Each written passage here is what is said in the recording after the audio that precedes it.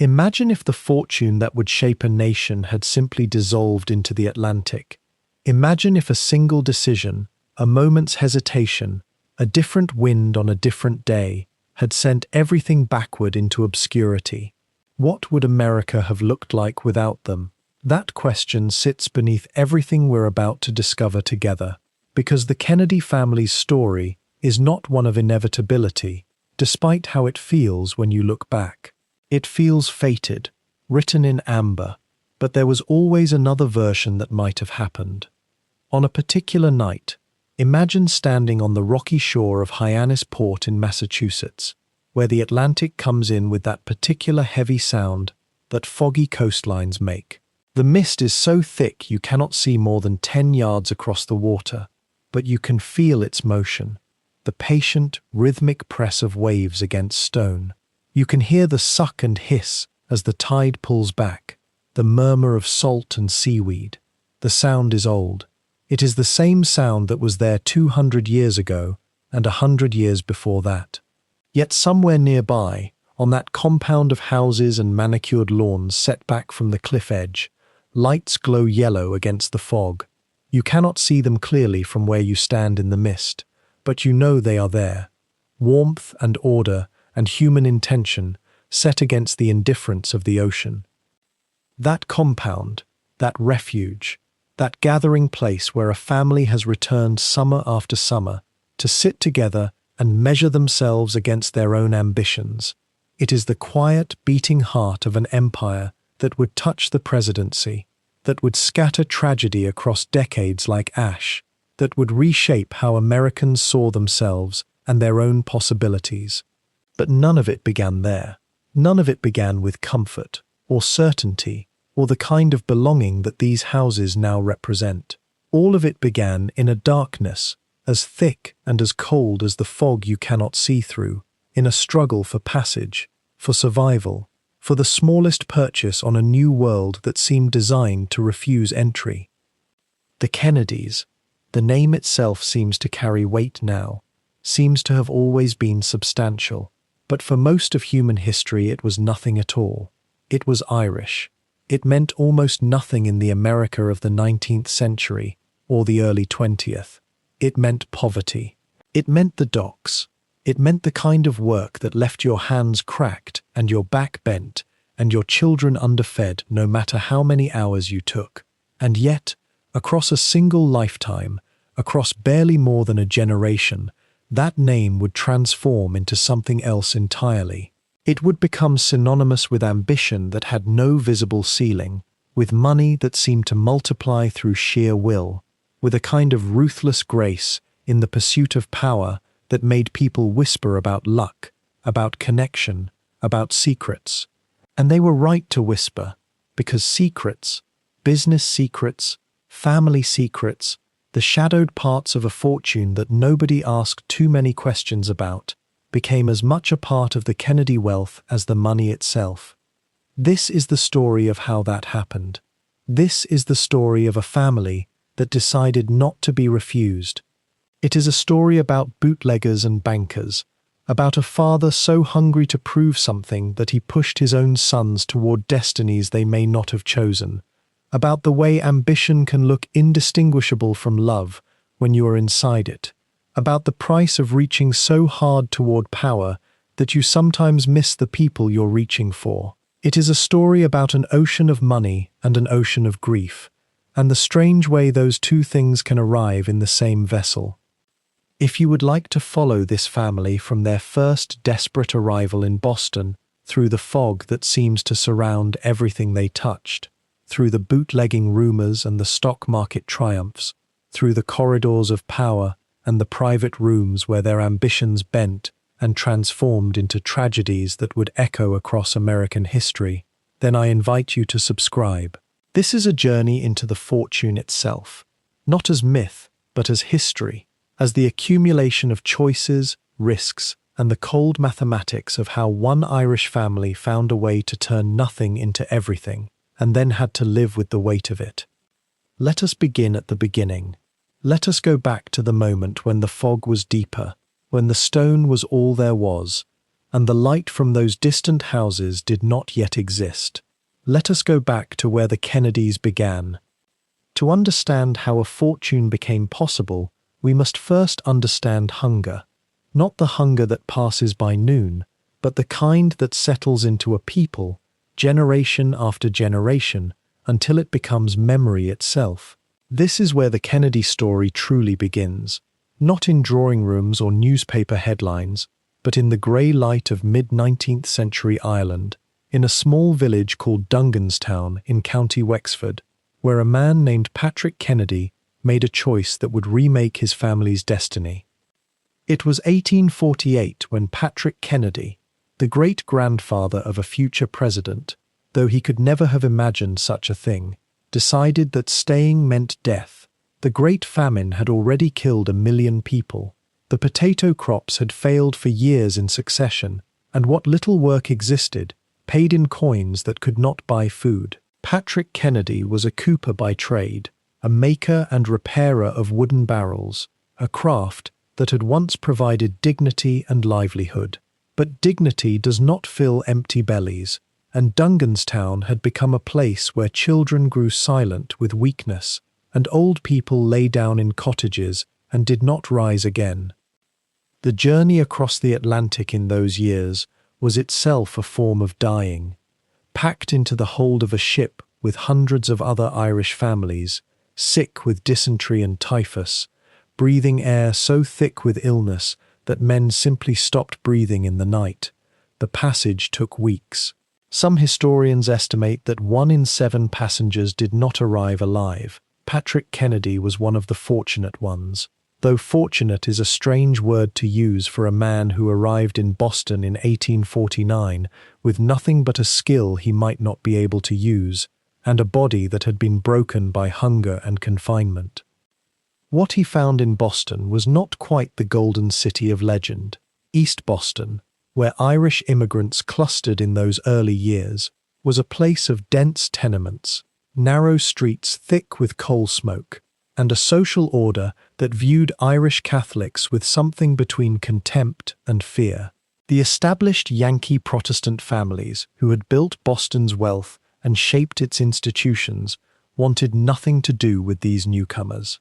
The help-wanted advertisements in the newspapers often carried a small notation, "No Irish need apply." It was a phrase that echoed through the Irish community like a curse, and it was not hyperbole. It reflected a genuine and systematic exclusion from better-paying work, from professional advancement, from the very fabric of respectable society.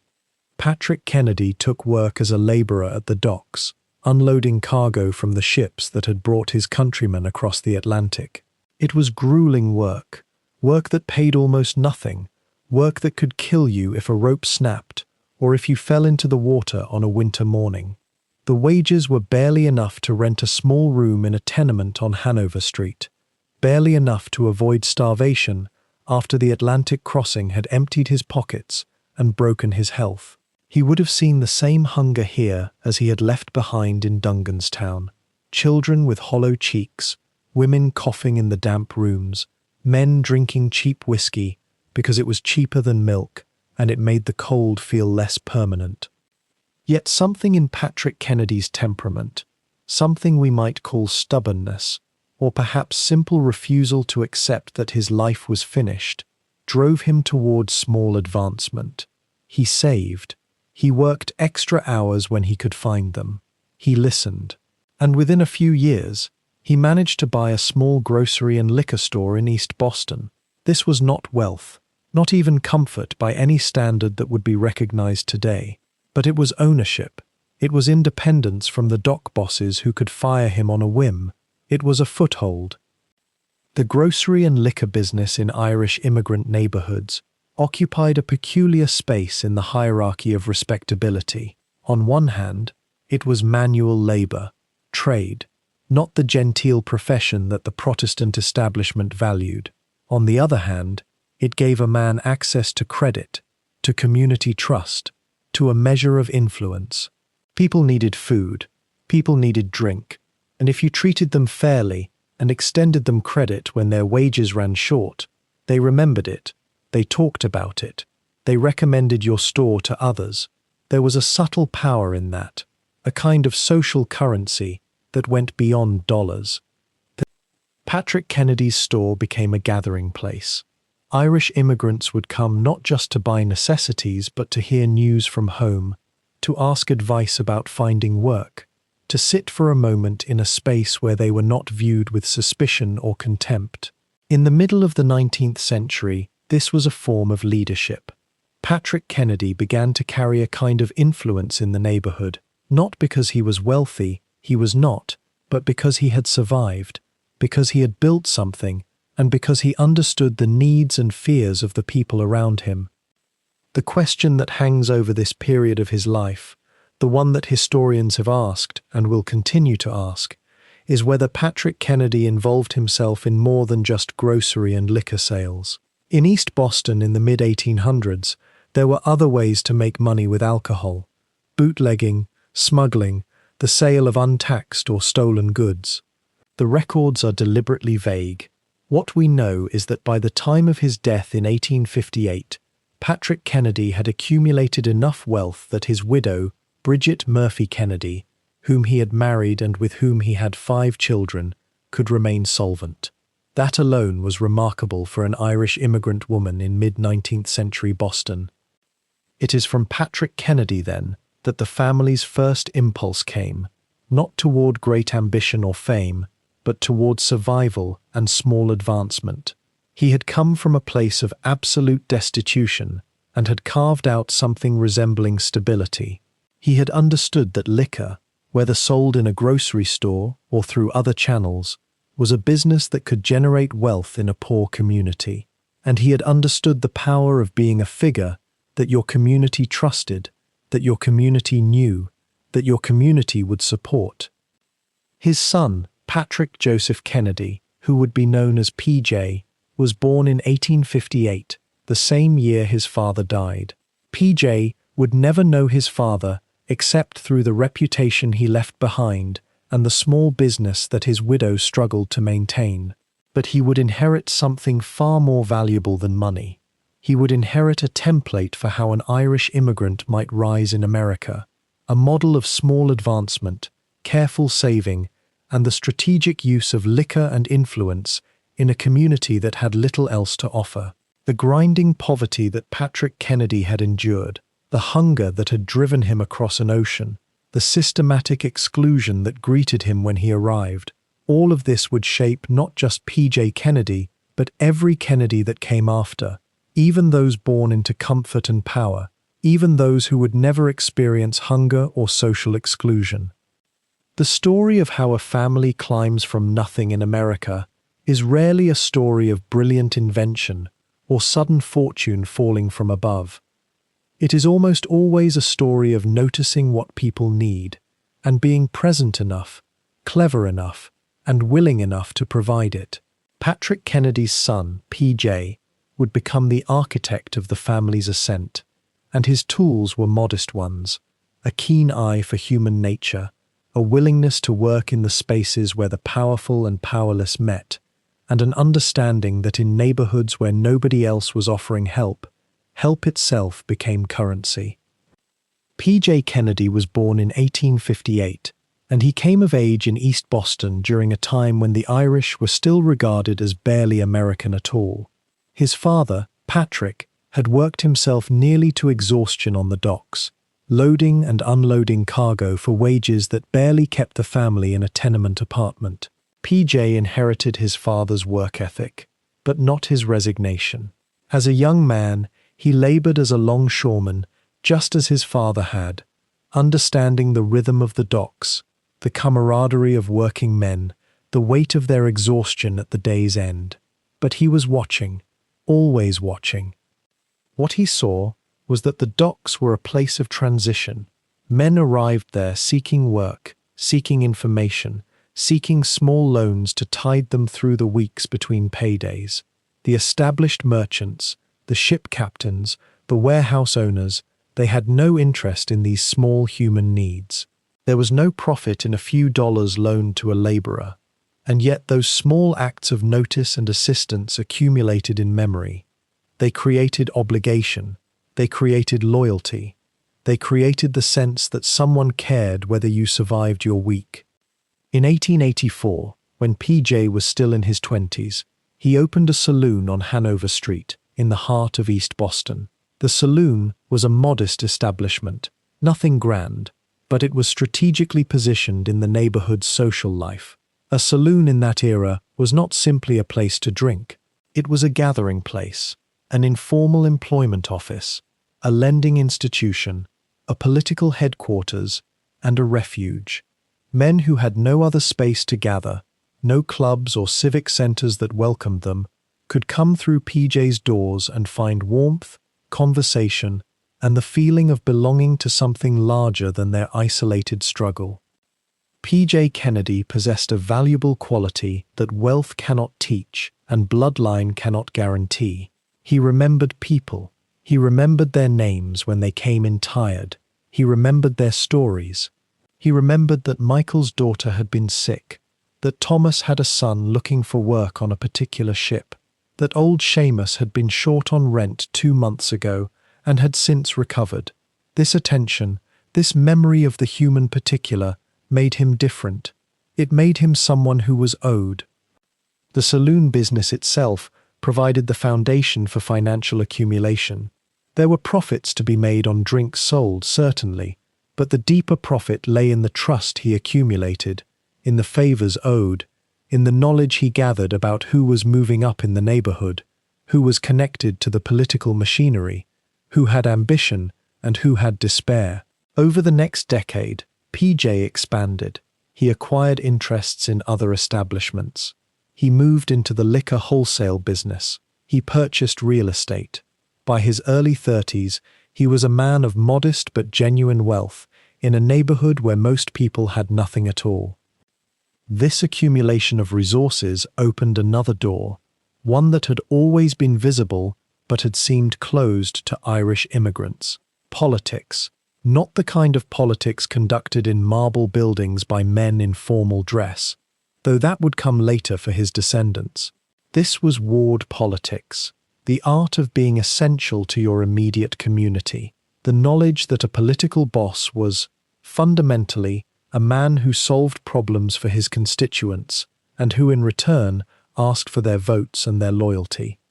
P.J. Kennedy moved into ward politics in the 1880s and 1890s with the same methodical approach he had taken to the saloon business. He learned the structure of power in his district. He understood which officials controlled which resources. He realized that a man who could deliver votes, not one vote, but dozens, then hundreds, organized through his saloon and his network, was suddenly someone to whom doors opened, someone whom politicians needed to consult, someone whose requests for small favors carried weight. Consider what this meant in practical terms. A family needed a son to get a city job. They came to P.J. Kennedy.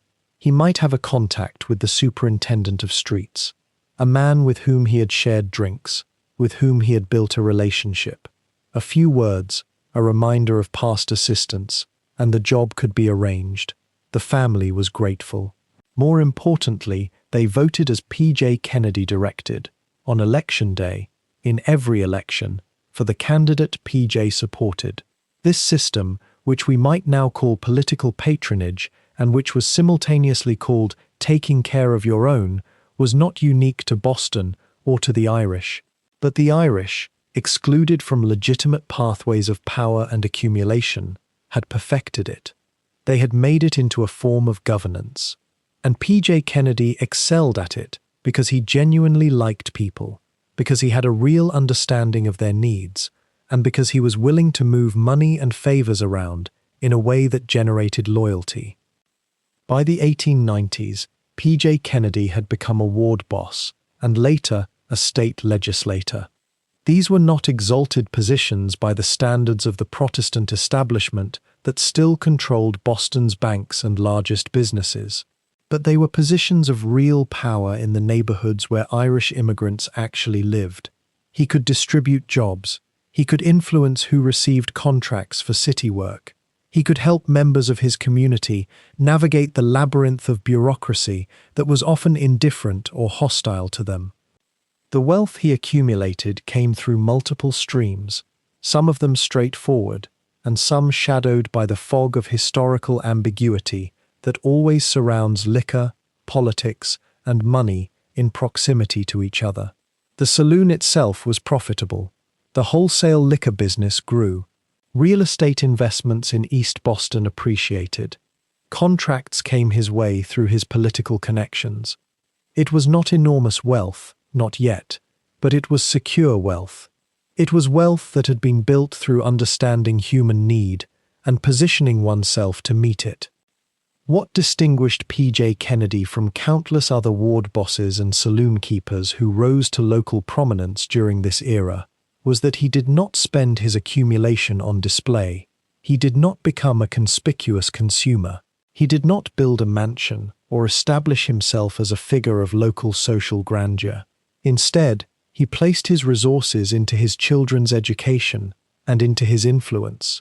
He understood that the next generation could use education and the Kennedy name, backed by genuine wealth and genuine political power, to move further up. In 1887, P.J. Kennedy married Mary Augusta Hickey, the daughter of a respectable Irish immigrant family. They would have 4 children together, and P.J. was methodical about ensuring that each one received schooling superior to what he himself had received. His oldest son, Joseph Patrick Kennedy, born in 1888, would be the vehicle for the family's next leap, the bridge between ward politics and something larger. But that transformation would not have been possible without what P.J. had built in the saloons and political corridors of East Boston. It is important to sit with this for a moment and understand what had actually happened. In a single generation, the Kennedy family had moved from the desperate poverty of a famine immigrant into secure middle-class respectability and genuine local power. This was not a common trajectory. Many families remained trapped in poverty. Many struggled for generations to climb even this far. P.J. Kennedy's success depended on talents that were partly inherited from his father's survival instinct, but largely developed through observation and willingness to operate in spaces that others found unseemly or beneath their notice.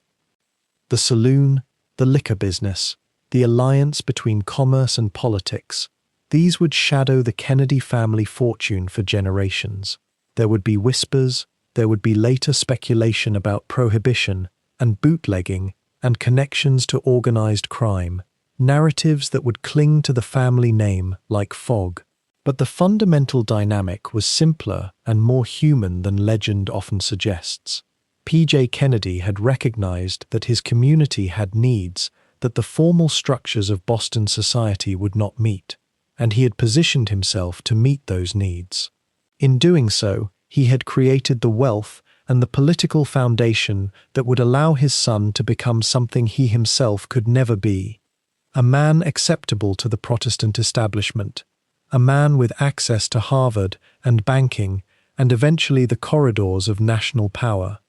The irony and the continuity are equally worth observing. The fortune that would eventually place a Kennedy in the White House originated in a saloon on a narrow street in East Boston, built on the principle that the excluded could create their own systems of power and capital if they paid attention to what the excluded actually needed. The ground floor of the house on Ashmont Street in Dorchester was not quiet. P.J. Kennedy's saloon sat beneath their living quarters, and the murmur of working men, the clink of glasses, the low rumble of voices settling into the evening's familiar rhythms, these sounds formed the baseline of young Joseph Patrick's childhood. He was born in 1888, the eldest son of P.J. and Mary Augusta Hickey Kennedy, and from his earliest years, he would have understood that his father occupied a peculiar position in the neighborhood's intricate hierarchy. They were Irish, undeniably, Catholic, the immigrant stock that Boston's old Protestant families regarded with a mixture of suspicion and contempt. And yet, through the careful cultivation of favors and the quiet accumulation of influence, PJ had carved out a place for himself. It was a precarious place, nothing written in stone, nothing guaranteed. To understand what Joseph P. Kennedy Sr. would become, his hunger, his restlessness, his almost feverish need to transcend the boundaries that had constrained his own parents, we must sit for a moment with the boy he was, observing the world around him with an intelligence that would quickly distinguish him from his siblings. In the 1890s, Boston's social landscape operated according to unwritten but absolutely rigid rules. The Brahmins, those old Anglo-Saxon Protestant families with names like Cabot and Lodge and Adams, occupied the apex. Below them, the newer money of merchants and industrialists who had learned to assimilate, to adopt the mannerisms and affiliations of the established elite. And far below, in concentric circles descending, the Irish, the Italians, the Eastern European Jews, each group occupying its own particular stratum, each understanding precisely where it stood in relation to the others. For an intelligent Irish Catholic boy in Boston, at the turn of the century, this arrangement presented itself as a kind of natural law, immutable and eternal. But Joseph P. Kennedy Sr., even as a child, seems to have possessed an unusual capacity to observe this system without accepting it as his final fate. He was not defiant in any theatrical sense. He was methodical, he was watchful, and he understood, perhaps earlier than most, that the path forward would not involve denying his Irishness or his faith, that would have been both impossible and perhaps beneath him, but rather navigating it strategically, demonstrating through achievement and comportment that the old Brahmin assumptions about Irish capability were simply wrong. His father's example was instructive, though in a somewhat contradictory way. P.J. Kennedy had proven that an Irishman could accumulate money and power in Boston. But P.J.'s realm was the saloon, the ward, the back room where political favors were negotiated over whiskey and a handshake. Joseph Jr., as his eldest son, would have recognized that this was not the door through which the truly elite would admit him. The saloon was respectable enough, profitable enough, but it was also fundamentally insular. It served the Irish community. It did not grant access to the world beyond it. And as young Joseph P. Kennedy Sr. grew, it became clear that he possessed an ambition that exceeded the boundaries of his father's world. He wanted not merely to succeed in Irish Boston, he wanted to be admitted into the greater world that existed just beyond its borders, the world that his schoolmasters hinted at, that the newspapers celebrated, that seemed to contain the real power and the real future. His mother, Mary Augusta, reinforced these aspirations in her own way. She was the daughter of John Hickey, a successful immigrant himself, and she carried into the marriage a certain dignity, a certain sense that her son was destined for something more than his father's generation had achieved. The household was structured around achievement and discipline. Joseph Patrick was expected to excel in his studies. He was expected to conduct himself with propriety. He was expected, without any explicit instruction, to understand that his intelligence and his ambition were commodities that could be leveraged, but only if they were paired with calculation and restraint. By all accounts, he was a diligent student. He attended the parochial schools that served Boston's Irish Catholic community, schools where the Jesuits taught rigorous classical education alongside religious instruction. And here we might pause to reflect on what it meant to be an ambitious Irish Catholic student in that particular moment in American history. The Church provided certainty, moral absolutes, a sense of belonging to an ancient and elaborate tradition. But the American educational system, at the same time, seemed to offer a path toward assimilation, toward participation in the larger secular world. For a boy of Joseph P. Kennedy Sr.'s temperament, this presented not a conflict so much as a kind of strategic opportunity. He could honor the faith, maintain the communal bonds, and yet position himself to move beyond the limitations that the larger society wished to impose. The question that animated his youth, though he would never have articulated it in quite these terms, was this: how does one transcend one's origins without entirely severing the roots that nourish you? It was a question that his own sons and grandchildren would grapple with in their own ways, but Joseph P. Kennedy Sr. was the first to face it directly, the first to devise a strategy for navigating between two worlds that seemed mutually exclusive. In 1906, at the age of 18, Joseph P. Kennedy entered Harvard College. The significance of this achievement cannot be overstated. Harvard, in that era, was not merely an educational institution. It was the gateway to the Brahmin world, the place where the sons of the old families were refined and connected, where the intellectual and social capital that would sustain them throughout their lives was accumulated. That a young man of Irish Catholic descent, the son of a saloon keeper, was admitted to Harvard at all, speaks to something both about the times and about the particular distinction of his application. The university was beginning, in the early years of the 20th century, to admit a broader range of students than it had in earlier decades, but these admissions were still highly selective, still filtered through assumptions about character and background and native ability. Joseph P. Kennedy Jr., as he was formally designated at Harvard, arrived with exceptional academic credentials. He had proven himself an outstanding student. He possessed, from all accounts, an unusual sophistication for a boy from his background. And yet, his arrival at Harvard was also the beginning of a deeper, more complex struggle. Harvard in 1906 was a profoundly insular world. The social clubs that dominated undergraduate life, the final clubs as they were called, were the true centers of power and prestige. Membership in one of these exclusive organizations determined one's standing not merely among one's peers at the college, but in the larger Boston and American elite for years to come. The sons of the old families moved naturally into these circles. For those outside this charmed realm, including Catholic students and those of immigrant extraction, membership was substantially more difficult to obtain. Joseph P. Kennedy Sr. applied for membership in a prestigious final club, and he was rejected. The rejection was not explained. It did not require explanation.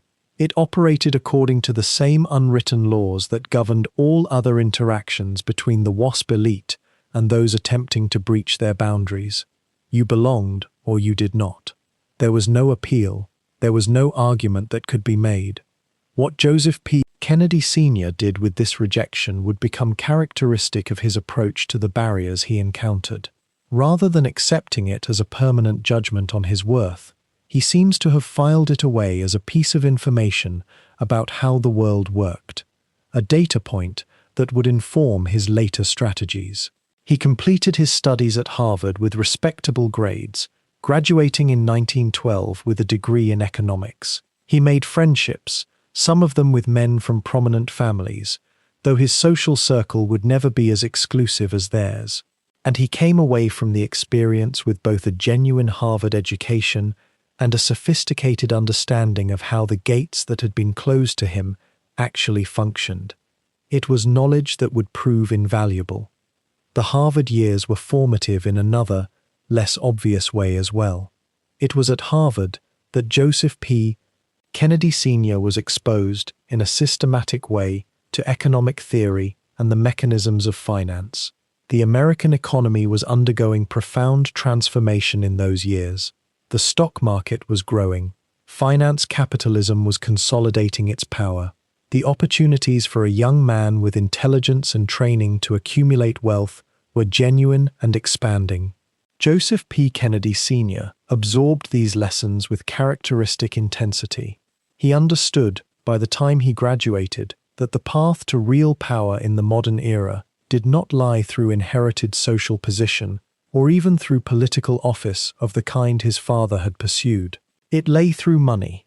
Vast, demonstrable wealth had a way of opening doors that bloodline alone could not. And if the old Brahmin families had wealth, well, then a sufficiently ambitious and talented man of Irish descent could acquire it as well. That, in essence, was the intellectual framework with which Joseph P. Kennedy Sr. emerged into adulthood. It would drive nearly everything he did in the decades that followed. It was in the early years of the new century, around 1912, that Joseph P. Kennedy set his eyes on something that no Irish Catholic boy his age had yet secured in Boston. He was not yet 30. He had already proven himself a capable accountant, a listener, a man who watched how money moved through a room the way a naturalist observes water flowing downhill. And when the opportunity presented itself at Columbia Trust Company, a modest but respectable Boston bank, he understood what it meant to him in ways that went far deeper than wages or title. Columbia Trust was not one of the great financial fortresses of New England. It occupied a certain modest position in the city's banking ecology, respectable enough to matter, small enough to offer possibility. When Joseph took a position there, he was entering a world that had been largely closed to men of his background. Banking in those days was a Protestant preserve. The great family names of finance, the Lodges, the Cabots, the Brahmins who traced their lineage back to colonial merchants, they controlled the vaults and the credit and the networks that determined who could borrow and who could not. For an Irish Catholic, even one educated at Harvard, even one whose family had begun to accumulate modest property and influence, banking represented a frontier. It was a place where, if one was shrewd enough, one might prove that ethnicity and faith need not be permanent barriers to power. Joseph Kennedy moved through Columbia Trust with the kind of focused intensity that those who knew him came to recognize as his signature. He studied the accounts. He learned which customers were reliable and which were fragile. He developed a capacity for reading not just numbers, but the intentions behind them. His contemporaries noticed something in him that was harder to quantify than mere competence. There was hunger there. There was a kind of deliberate ambition that did not announce itself loudly, but made itself felt in the steadiness of his attention, the clarity of his thinking, the speed with which he grasped what others took months to understand. Within just a few years of his arrival, something remarkable happened. Joseph P. Kennedy became one of the youngest bank presidents in the country. He was 30 years old, perhaps slightly younger than that. In a profession where advancement typically moved with glacial patience, where family connections and Protestant genealogy usually determined one's ceiling, a young Irish Catholic had suddenly ascended to the presidency. The achievement itself was extraordinary, but what made it even more so was what it signified. This was not merely a job, this was a proclamation. This was a man announcing to the city of Boston and to himself that the old barriers were not absolute, that merit and intelligence and relentless application could sometimes crack the surface of exclusion. We might pause here and wonder what drove him so intensely. What was he really seeking? Certainly financial security mattered, but there was something else burning beneath that practical concern. Joseph Kennedy was seeking what every excluded person secretly hungers for: recognition. He wanted the city's best families to have to admit that he was their equal. He wanted the men of old Boston, the descendants of the Puritan merchants, to have to shake his hand and acknowledge his achievement. Banking offered him something that was deeper than wealth. It offered him the possibility of transcendence. It offered him the chance to enter a world that had been closed to his father, closed to his grandfather, closed to the entire Irish immigrant experience. He had seized that chance with both hands. The role of Columbia Trust president was not a position he would hold forever. Indeed, his time there was relatively brief in the grand span of his life. But it served a crucial psychological and practical function. It proved to himself that he could do it. It proved to Boston that he could do it. It opened doors that would remain open for the rest of his life. And it gave him something else: confidence. The confidence of a man who has climbed into a room where he was told he did not belong, and found that he belonged there after all. perhaps even more than those who had always assumed it was their birthright.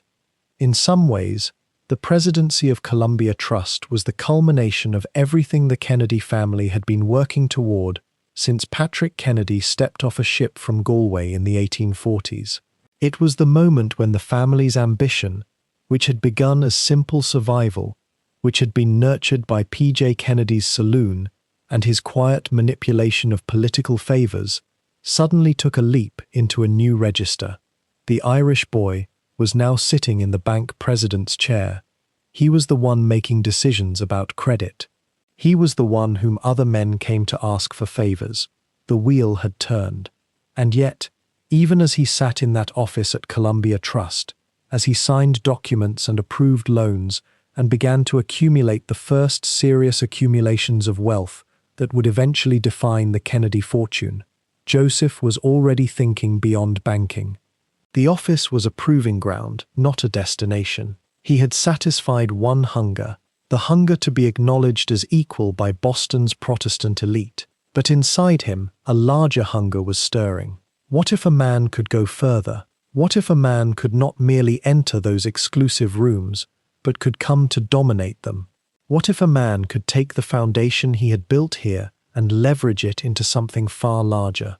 These were the questions that would begin to occupy his mind in the years immediately following his ascent to the bank's presidency.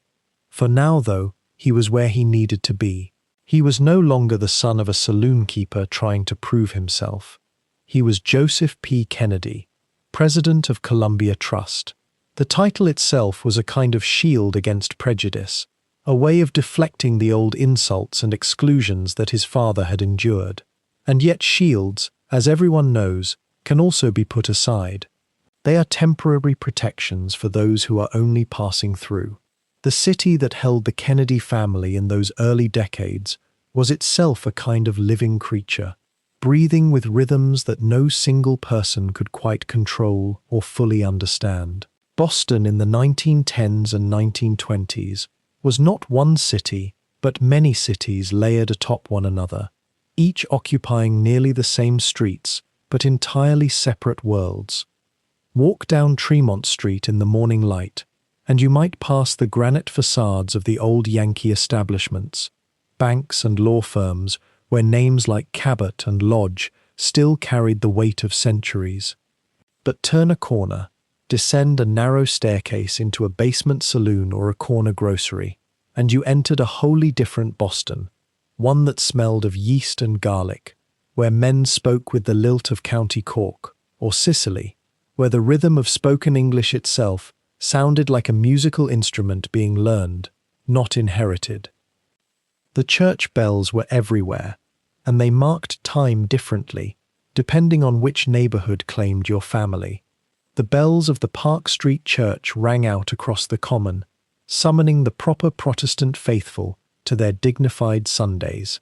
But in East Boston, where P.J. Kennedy had made his way, the bells of Saints Anthony and Dominic and Sacred Heart tolled with a different sort of urgency, calling immigrant families to Mass with a kind of breathless devotion that seemed to say, "You are here, you are seen, you belong to something." Those bells were not a whisper of inherited privilege, but a shout of arrival, of survival, of the fierce determination to plant a faith in new soil and make it grow.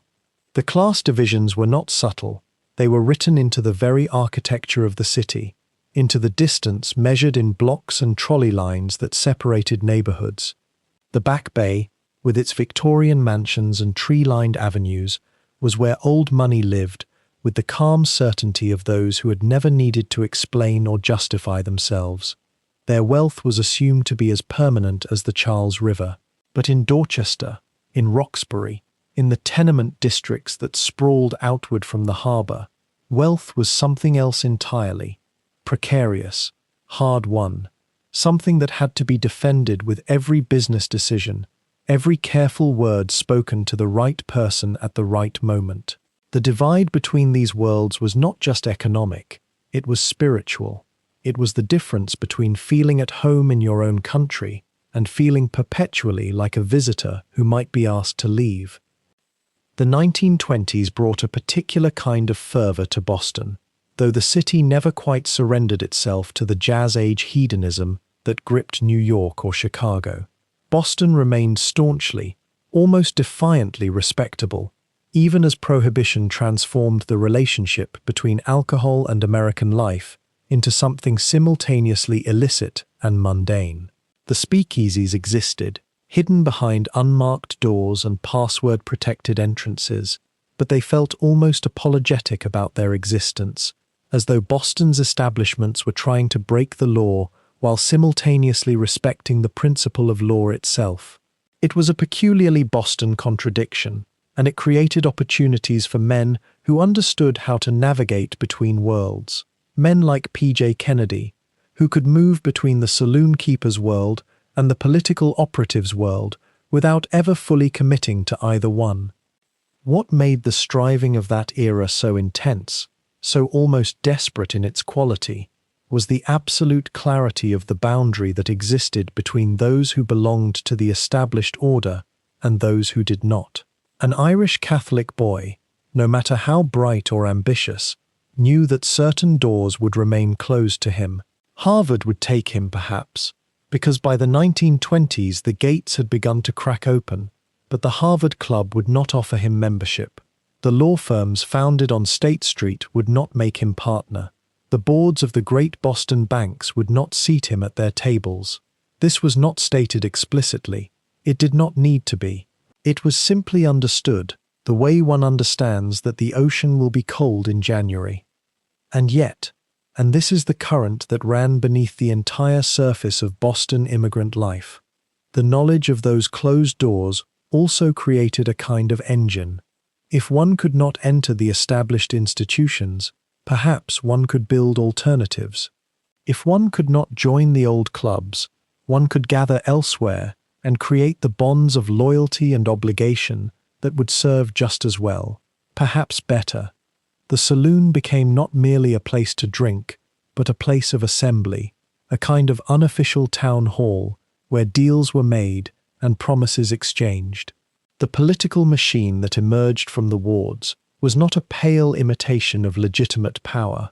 It became, in the estimation of those who built it, something more real, more responsive to actual human need than the distant mechanisms of the establishment. P.J. Kennedy understood this landscape with the clarity of a man who had lived every step of it. His saloon on Hanover Street was not just a business. It was a kind of embassy of Irish-American aspiration. The men who gathered there came with their troubles and their hopes, and P.J. listened. He remembered names, he remembered faces, he remembered what each man had said 6 months or a year ago. This was the currency that would eventually carry him into politics, into a seat in the Massachusetts House of Representatives, into an appointment to the Boston School Committee. Not eloquence, not inherited advantage, but the patient accumulation of obligation and trust. The question that hovered over such an operation was not entirely innocent. Could a man move from the saloon into legitimate politics without the saloon itself becoming a liability? Could one operate in the shadows long enough to build the foundation for stepping into the light? P.J. Kennedy seemed to suggest that the answer was yes, or at least that it was worth attempting. The Boston of those decades was also a city obsessed with respectability, in a way that perhaps only a city of excluded minorities can be. The Irish Americans had not yet fully secured their place in American society.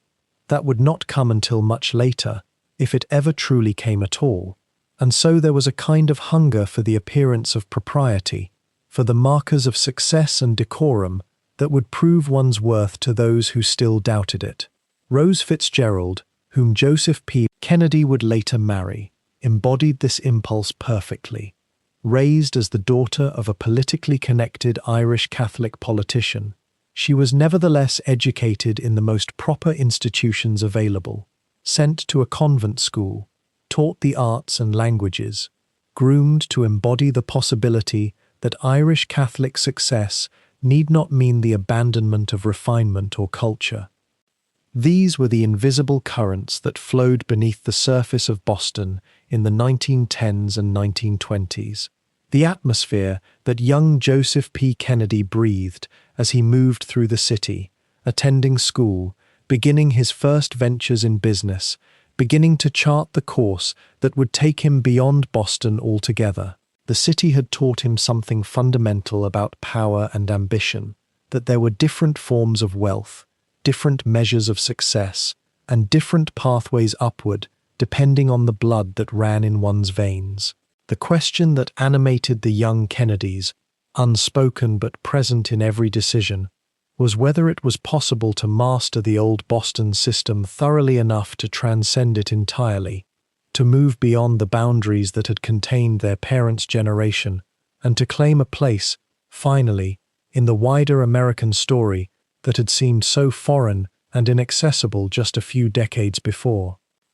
The financial world of the 1920s was a peculiar landscape, a terrain of sudden possibility that seemed to reward those with nerve and an instinct for timing. Joseph Kennedy, having proved himself at Columbia Trust, had begun to cast his gaze outward towards something larger, something less bound by the conservative protocols of traditional banking. The stock market was no longer merely a mechanism for the wealthy to preserve their fortunes.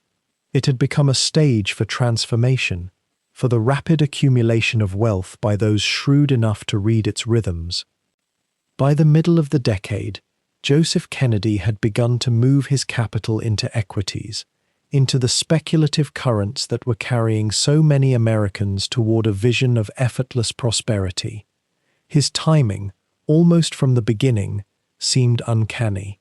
He would move into certain stocks with precision, hold them through periods of ascent, and then, with a clarity that suggested either profound insight or exceptional good fortune, withdraw himself before the inevitable corrections. There was something almost intuitive about it, colleagues would later remark, as though he could feel the market's pulse in a way that transcended calculation. This was the era when the stock market had become democratized in the popular imagination, when taxi drivers and shopgirls spoke of their holdings as casually as they discussed the weather. The market had taken on a mystical quality, a sense that anyone with modest capital and a willingness to take a risk might find themselves transformed. Joseph Kennedy participated in this fervor, but with a particular coolness, a detachment that allowed him to profit while others were swept up in sentiment. Yet alongside his legitimate operations in the market, there emerged, almost like a persistent whisper in the historical record, rumors and soft allegations regarding his involvement in another enterprise entirely. Prohibition, which had begun in 1920 with such moral certainty, had almost immediately created an extraordinary economic shadow. The illegal manufacture and distribution of alcohol had become one of the nation's most profitable industries, operating entirely outside the legal economy, untaxed and largely unsupervised. It was an opportunity, some have suggested, that would not have escaped the attention of someone as enterprising and attuned to profit as Joseph Kennedy. The historical record on this matter is deliberately ambiguous, perhaps intentionally so. There are no confirmed documents, no court testimony, no explicit admissions. What exists instead is a kind of historical fog, composed of anecdotes, inference, and family mythology. Kennedy himself, in later years, would offer carefully worded denials, statements that were precise in their language, but somehow evasive in their spirit. He had not engaged in illegal bootlegging, he would say. Yet the door he left in those denials was curious, large enough perhaps for other interpretations to pass through. Some biographers and historians have suggested that Kennedy's wealth accumulated too rapidly, too perfectly, to be explained entirely by his legitimate operations. Others point to the connections he maintained with figures known to be involved in bootlegging operations, relationships that spanned both business and social domains. Still others note the convenient timing of his ventures and withdrawals, a pattern so consistent that it suggested either genius-level market intuition or access to information that others did not possess. And then there are those who argue that such rumors were partly the invention of those who envied his success, stories that grew in the telling, acquiring the weight of presumed fact through repetition. What can be said with certainty is that Joseph Kennedy's wealth grew substantially during the 1920s, a period when legitimate fortunes were being made, but also when the shadow economy of alcohol production offered extraordinary returns. The two enterprises were not mutually exclusive. A man might have engaged in both, moving his capital fluidly between the legal and the clandestine, depending on where opportunity presented itself. And yet the specific details of Kennedy's involvement, if it existed at all, remained shrouded in that fog, a fog that the family itself seemed content to maintain. The speculation itself, however, reveals something about how Kennedy was perceived by his contemporaries and about the nature of his success. He was understood to be a man without certain scruples, without the genteel restrictions that governed Boston's older families. He was willing to operate in the margins, to see opportunity where others saw only risk or moral prohibition. Whether he actually crossed into bootlegging operations or merely cultivated the image of a man who might do so, the effect was similar. It marked him as someone unbound by convention, someone for whom the accumulation of wealth transcended the conventional boundaries of respectability. By the late 1920s, Joseph Kennedy's financial position had become substantial, whether through stock speculation alone or through a more diversified portfolio that included enterprises of uncertain legality. He had begun to amass the kind of wealth that could reshape a family's trajectory across generations. The exact mechanisms by which this accumulation occurred remain, in many respects, deliberately obscured by time and by the careful management of the historical record. What is undeniable is that as the decade turned toward its final years, as the 1920s began to shade into the twilight before the crash, Joseph Kennedy found himself at the threshold of something larger. The wealth he had accumulated, by whatever means, was now sufficient to allow him to contemplate a different kind of ambition, not merely personal enrichment, but the construction of something more durable, more dynastic. The fortune had been made, or was in the final stages of being made. Now came the question of what one did with it, how one transformed money into power, into legacy, into the kind of influence that would outlast a single lifetime. The question that has shadowed the Kennedy name for nearly a century sits in the ambiguous space between documented history and family law, between what newspapers printed and what whispered through drawing rooms and across the decks of hidden vessels. When people speak of Joseph Kennedy's fortune, they often invoke a single word, bootlegger, as though it were a perfectly illuminated fact, when in truth it is more like a photograph taken in dim light, where some details are sharp and others blur into interpretation. The historical record tells us this. During Prohibition, which lasted from 1920 to 1933, the sale, manufacture, and transportation of alcohol became illegal in the United States, and this illegality created an enormous parallel economy. Fortunes were made overnight. Violence erupted in city streets. Organized crime networks took root and flourished. Joseph Kennedy, a man with access to capital, connections, and an instinct for where money was moving, was certainly aware of these opportunities. That much is almost certain.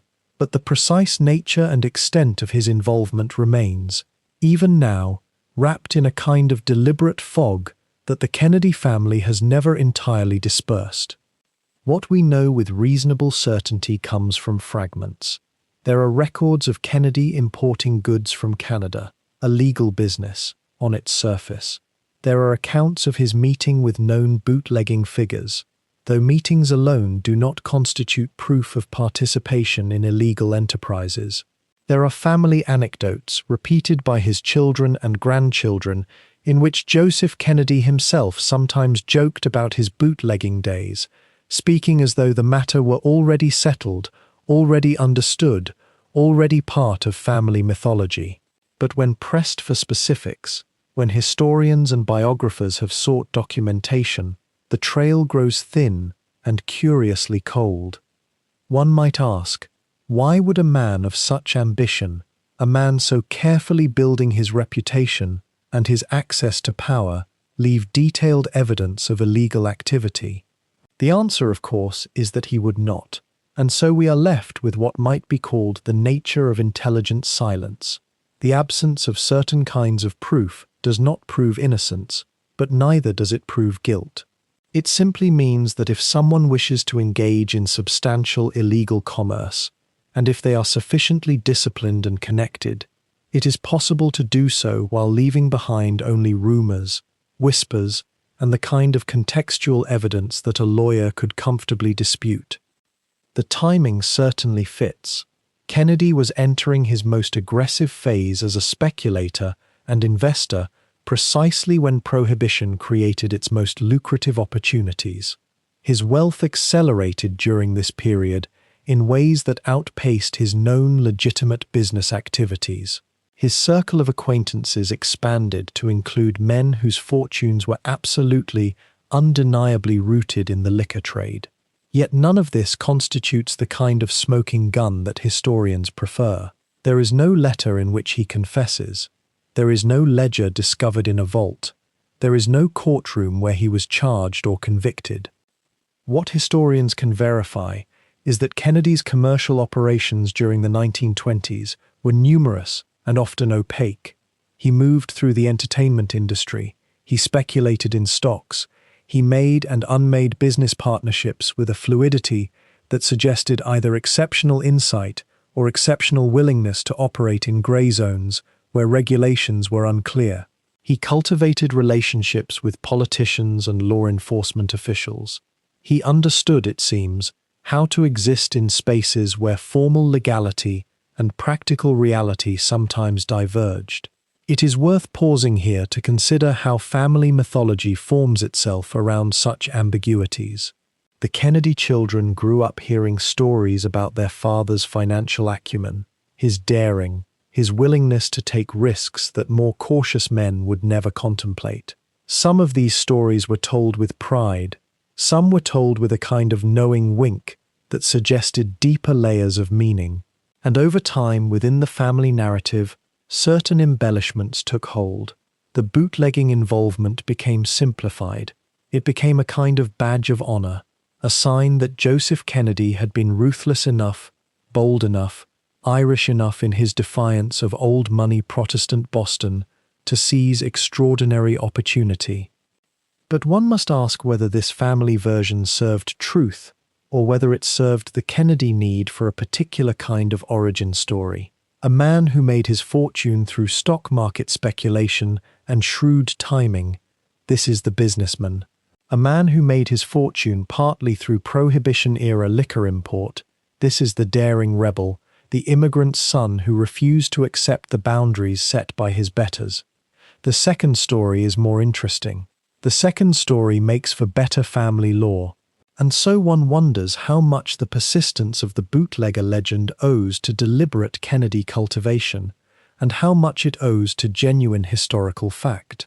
There are researchers and historians who have examined this question carefully, who have interviewed aging associates, who have pieced together what documentary evidence exists, and their conclusions tend toward qualified uncertainty.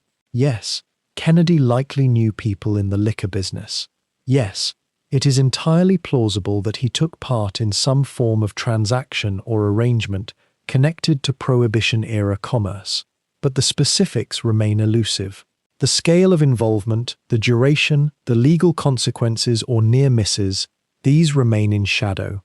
And one might observe that this ambiguity has actually served the Kennedy family quite well, because it allows the bootlegger legend to persist without the liability of proven illegality. Meanwhile, what is entirely documented is this. Kennedy's wealth increased dramatically during the 1920s through his demonstrated activities in banking and stock market speculation. These were legal, these were successful, These alone were sufficient to build an enormous fortune. The additional layer of bootlegging rumor, whether it adds 5% to his wealth or 50%, has never been precisely determined, and perhaps never will be. And so here we arrive at a peculiar historical condition where the least documented aspect of his financial rise has become, in popular memory, the most definitive part of his story. The human mind, after all, prefers dramatic clarity to bureaucratic ambiguity. A bootlegger makes for better storytelling than a man who simply bought stocks at the right moment and sold them at the right moment. And so the bootlegger persists in the Kennedy mythology, passed down through generations, sometimes with qualification, sometimes without, until it becomes almost impossible to separate what is known from what is believed, what is documented from what is felt to be true, because it fits so perfectly with the family's preferred narrative of itself. What remains beyond dispute is that by 1929, as the American stock market approached the cliff edge of its greatest catastrophe, Joseph Kennedy had already accumulated sufficient wealth and sufficient skepticism about the market's health that he would soon make decisions that would protect and multiply his fortune, while millions of less discerning investors saw their savings vaporize. Whether bootlegging contributed meaningfully to that wealth, or whether it was merely a colorful chapter in a larger story of financial ambition, the practical result was the same. Kennedy had become fabulously, demonstrably wealthy, and he was about to become wealthier still. The autumn of 1928 arrived in New York with a particular quality of light, the kind that makes fortunes seem inevitable, that turns speculation into certainty, that whispers to men with money that the market will never correct, that growth is the only direction remaining. The stock market had been climbing for years, steadily and then with gathering momentum, and by the middle of that year it had entered a kind of delirium. Prices rose on rumor, they rose on hope, they rose because people who had never owned a share of anything were suddenly borrowing money to buy stocks, betting borrowed money on companies they'd never examined, following tips overheard in barbershops and at dinner tables. The whole apparatus of American optimism was compressed into those ticker tapes, those newspapers with their glowing headlines, those conversations in every office and shop and street corner where someone knew someone who'd made a fortune in the market. Joseph Kennedy watched this with the particular clarity that comes from being inside the machinery but not intoxicated by it. He had made his money in markets, yes. His timing in the 20s had been impeccable, his instincts sharp, but he was not a true believer in the market's endless ascent. He was something more dangerous than a believer. He was an observer. He was a man who understood that markets are not equations or laws of nature. They are moods. They are the collective breathing of human greed and fear. And moods, he understood with an almost eerie calm, change. There existed in those final months of 1928 a peculiar atmosphere among the very wealthy. The old guard, the families with generational wealth, the men whose fortunes had survived panics and depressions, they began quietly moving their money. They liquidated stocks. They moved into bonds. They accumulated cash. It was not publicized. It was not announced. It was simply what happened when men who had seen markets break before decided the time had come to protect what they had built. Kennedy belonged to this tribe, or was learning to. He had the hunger of the newly rich, but he was acquiring the instincts of those who stayed rich.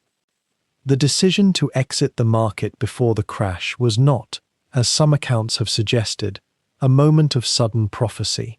It was instead the product of meticulous observation and a temperament that could resist the intoxication of collective euphoria. Kennedy examined the fundamentals. He looked at the relationship between stock prices and actual earnings, a gap that had been widening for some time. He listened to what people were saying at parties, in clubs, in the corridors where serious money moved. He noted that taxi drivers were giving investment advice. that shoeshine boys were discussing margin purchases, that the machinery of speculation had become so detached from any underlying economic reality that it seemed less like investment and more like a vast, collective hallucination. What did he see that others did not? Perhaps it was simply that he had less invested in the illusion. He had not inherited wealth. He had built it recently enough to remember what it felt like to be outside the game. And that outsider's perspective, even as he had gained entry, allowed him a certain clarity, the very mechanism that was supposed to protect value, the ability to buy on margin, to leverage small investments into enormous positions, had become the mechanism that would destroy it. When sentiment shifted, even slightly, all that borrowed money would need to be repaid. All those positions built on confidence would crumble. The market would not just fall, it would collapse. By the autumn of 1928, Kennedy had begun the deliberate process of liquidation. He sold stocks, not panicked selling, not all at once, but steady, methodical selling. He moved money into positions that were safer, less liquid perhaps, but more stable.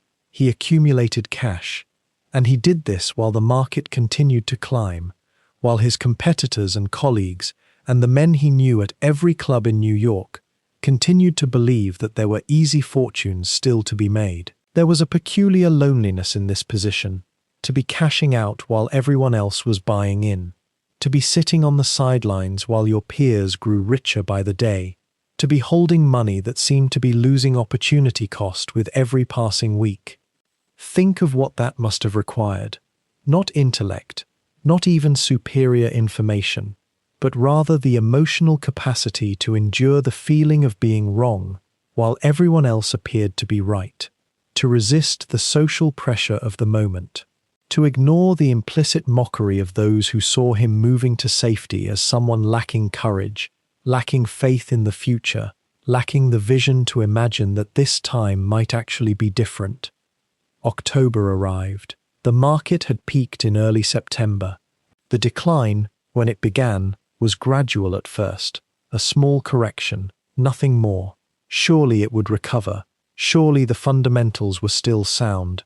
The Babson break, it was called, a brief downturn that would be remembered only by those who needed to remember such things. But Kennedy knew better. He had completed his exit, or nearly. His liquid positions had been moved to safety. The crash came on a Tuesday and a Thursday. October 29th was the day the market collapsed, with a violence that had never been seen before. 16 million shares changed hands. Fortunes vanished in minutes. Men who had been wealthy in the morning were bankrupt by evening. Suicides were whispered about. The ticker machines could not keep up. They ran hours behind. No one knew what anything was worth. No one knew what tomorrow would bring. And Joseph Kennedy, in that moment of universal catastrophe, held substantial cash. He held bonds. He held positions that had not evaporated. And perhaps more importantly, he held something else. He held the knowledge that he had seen this coming, not through genius, though it would later be painted that way, but through the simple discipline of observation, through the capacity to resist the mood of the moment, through what might be called wisdom or might simply be called luck that had arrived at just the right moment. The irony, and it would haunt him quietly for years, was that the very market collapse that devastated millions of other Americans became, for Kennedy, a foundation. The wealth he had accumulated through his earlier market moves was now secure. The knowledge he had gained, the reputation for foresight that attached itself to his name, the relationships he had cultivated, all of these now positioned him not as just another wealthy man, but as someone who understood something about power and timing and the nature of American finance that others did not. He would be able to buy assets at their lowest point. He would be able to negotiate from strength while others negotiated from desperation. The depression that broke so many American families became, for Kennedy, a kind of extended opportunity, and the fortune that would ultimately place him among the most powerful and influential men in America did not come from any single transaction or moment of brilliance, but from this larger choice, to step away from the table while everyone else was still playing, to hold cash and caution while others held only optimism and leverage. In the spring of 1914, Joseph Patrick Kennedy, then in his mid-20s and already proving himself a shrewd presence in Boston's financial circles, met Rose Elizabeth Fitzgerald at a debutante ball. She was the daughter of John F. Fitzgerald, the former mayor of Boston and a man of considerable political standing in the Irish-American community, and in that meeting of two ambitious families, drawn together not by accident, but by the quiet logic of social climbing and strategic alliance, the foundation of the Kennedy dynasty took on a new shape entirely. What might appear, from a distance, as a simple romance was in fact something far more intricate. The merging of two great Irish-American ambitions, two families who had each clawed their way upward through different pathways and now saw in each other the promise of something larger than themselves. Rose was educated in ways that Joseph, for all his drive, was not. She had been sent to the Sacred Heart Academy, a finishing school that cultivated in her the kind of refined Catholic sophistication that was meant to bridge the gap between Irish immigrant energy and Yankee Protestant decorum. She spoke French. She understood the unwritten rules of formal society. She carried herself with a composure that came not from merely having money, but from having been trained in the gestures and rhythms of those who had always had it. Her father, Honey Fitz as he was known in political circles, had spent his life in the business of being liked, of pressing flesh, of remembering names and favors, and the intricate web of obligation that held Boston's political machinery together.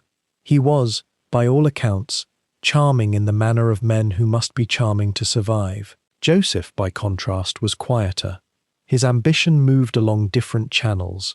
He was not interested in being popular so much as being powerful, and there is a distinction worth contemplating in those long hours before sleep comes. The difference between the man who needs to be loved and the man who wishes to be feared, or at least respected. When Joseph proposed to Rose, her father objected, not instantly, but with the kind of resistance that family stories often preserve. The objection was not personal necessarily, though there may have been elements of that. It was rather that Honey Fitz had watched his daughter gravitate toward a man whose father had been a saloon keeper, and while Honey Fitz himself was not far removed from that world, his own father had been a grocer, and his mother the daughter of an immigrant. There was already a hierarchy forming in Irish Boston, and one did not simply marry downward in such calculations. Yet Joseph Kennedy proved persuasive, or perhaps Rose's will, which would later become apparent as formidable, prevailed. The engagement was announced. The wedding was set for October of that year, and it would bring together, in one ceremony, two of the most visible Irish-American families in Massachusetts. The marriage, in the quiet assessment of historians, was a practical one, though that need not imply it was devoid of affection. Rose and Joseph shared something fundamental, a hunger to transcend the boundaries that had been drawn around them by virtue of their religion and their ancestry. They were both, in their different ways, unwilling to accept the limitations that Boston's old guard had attempted to impose on Irish Catholics. Rose wanted refinement and recognition. Joseph wanted wealth and power. Together, they might achieve both. She would provide the gloss of respectability and cultural education. He would provide the financial engine and the relentless drive toward ever greater achievement. It was a partnership almost geometrically perfect in its complementarity, and if there were moments of discord, and there were, though the intimate nature of their relationship remains largely veiled in the discretion that Rose maintained throughout her life, they were often overcome by their shared conviction that they were building something that would outlast them. Their early years together were marked by constant motion and financial precariousness that would later seem almost quaint. Joseph was advancing rapidly through the banking world, and Rose was managing households and pregnancies with the efficiency of someone who had been trained to manage appearances above all else. The first child, Joseph Jr., arrived in 1915. Then came John in 1917. The children came in succession: Rose, Kathleen, Eunice, Pat, Robert, Jean, Edward. 9 children in all, each spaced with the rhythm of Catholic life and the limits of Rose's body. Watching her manage 9 children, a husband whose work took him away frequently, and the constant social obligations that came with being the wife of a man on the rise, one begins to understand the particular texture of Rose Kennedy's endurance. She was not a woman who relied on warmth as her primary tool. She relied instead on structure, on discipline, on the firm belief that children properly ordered would become citizens properly ordered. The marriage itself, viewed from the outside, was one of those unions that seemed to serve its social function admirably while remaining emotionally opaque. Joseph was a man of appetites and ambitions that frequently drew him away from home, both figuratively and literally.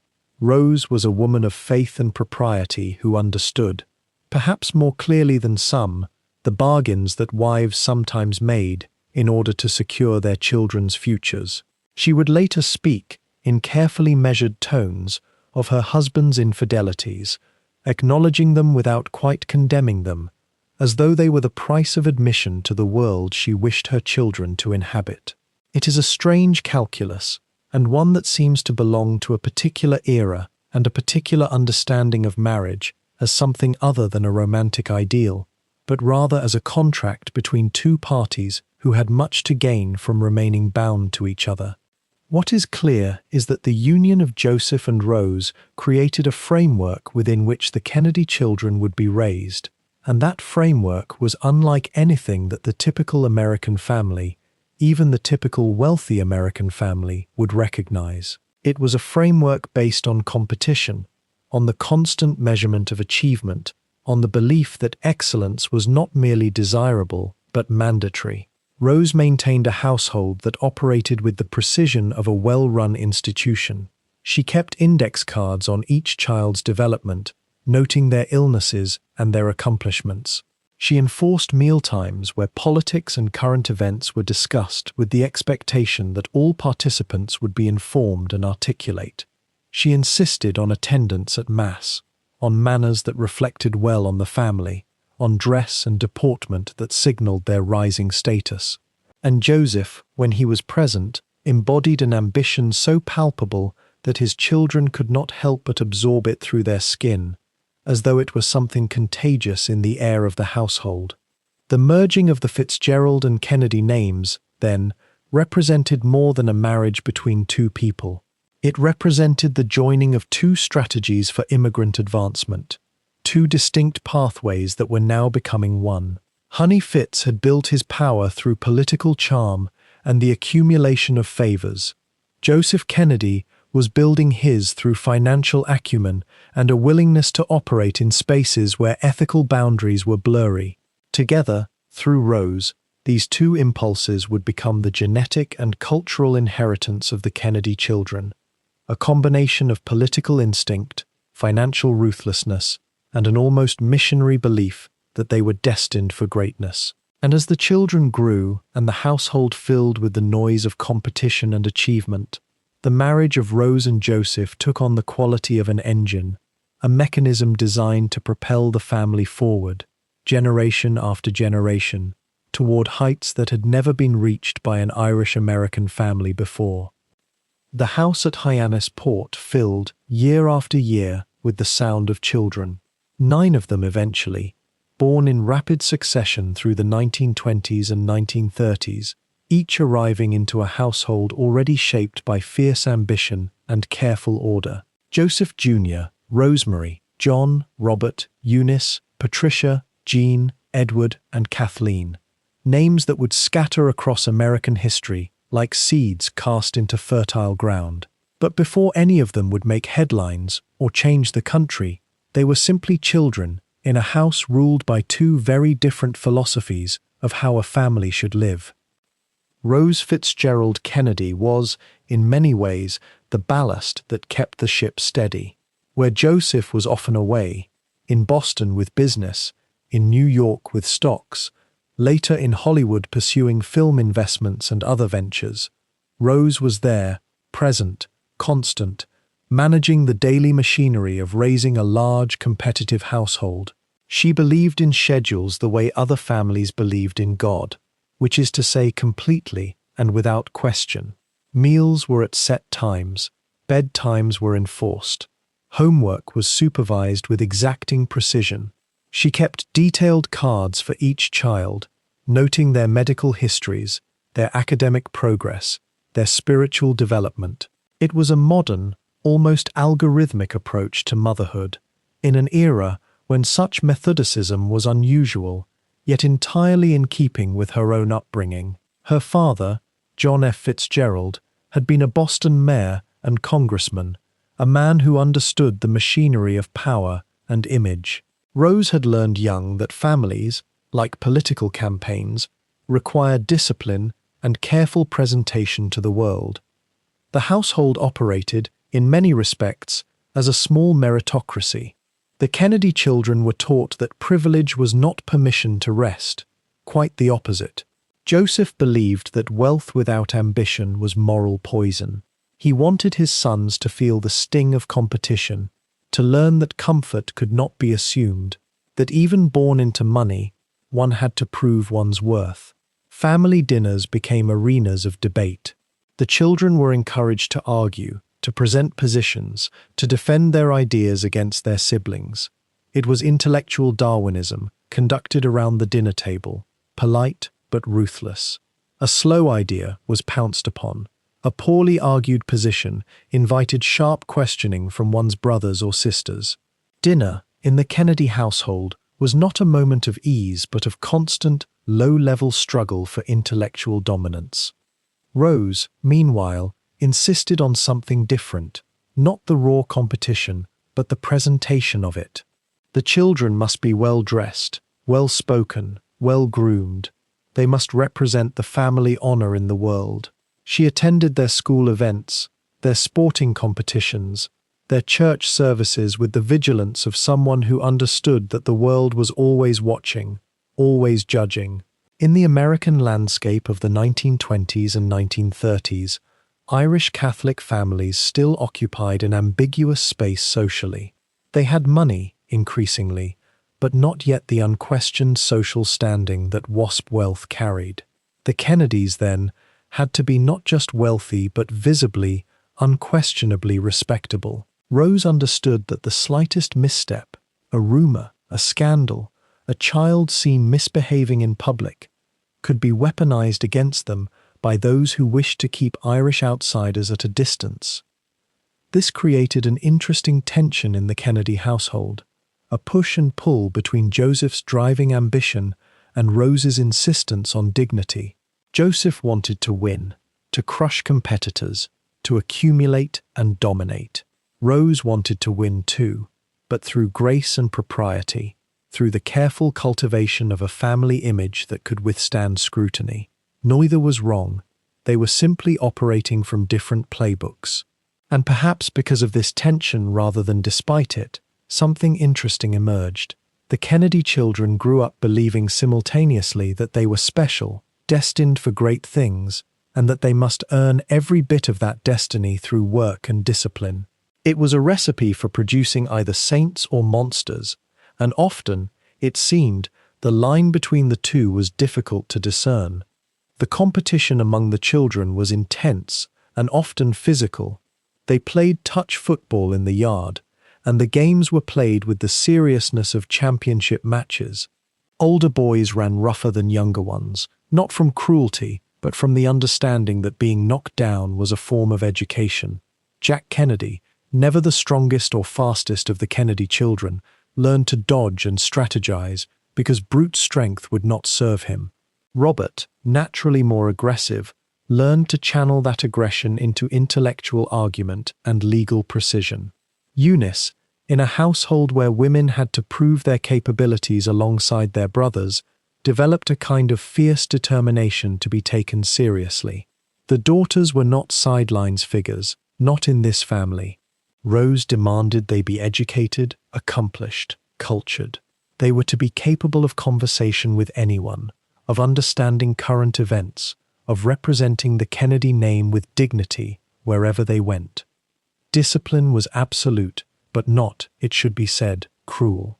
Joseph could be strict, even harsh in his expectations, but there was no corporal punishment, no beatings or humiliations. Rather, the discipline was the discipline of consequences and expectations. Fail at school, and you faced disappointment from your father. Behave disrespectfully, and you faced disappointment from your mother, which may have been worse. Both parents were capable of withdrawing approval, and in a household where being noticed by one's parents meant being seen as achieving something, being overlooked was a kind of punishment in itself. Love, in the Kennedy household, was not unconditional.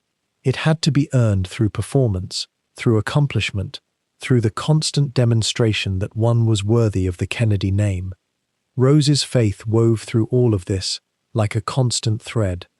She was a devout Catholic, at a time when such devotion still carried a slight air of foreignness in American Protestant culture. She attended Mass regularly, often daily. She prayed the Rosary. She expected her children to do the same. It was not piety performed for show, though she was certainly aware of how her faith appeared to others. Rather, it seemed to be genuinely central to her understanding of how to live. The Church provided structure, moral clarity, and, perhaps most importantly for Rose, it connected the Kennedy family to something larger than themselves. They were not just an Irish-American family scrambling toward wealth and power.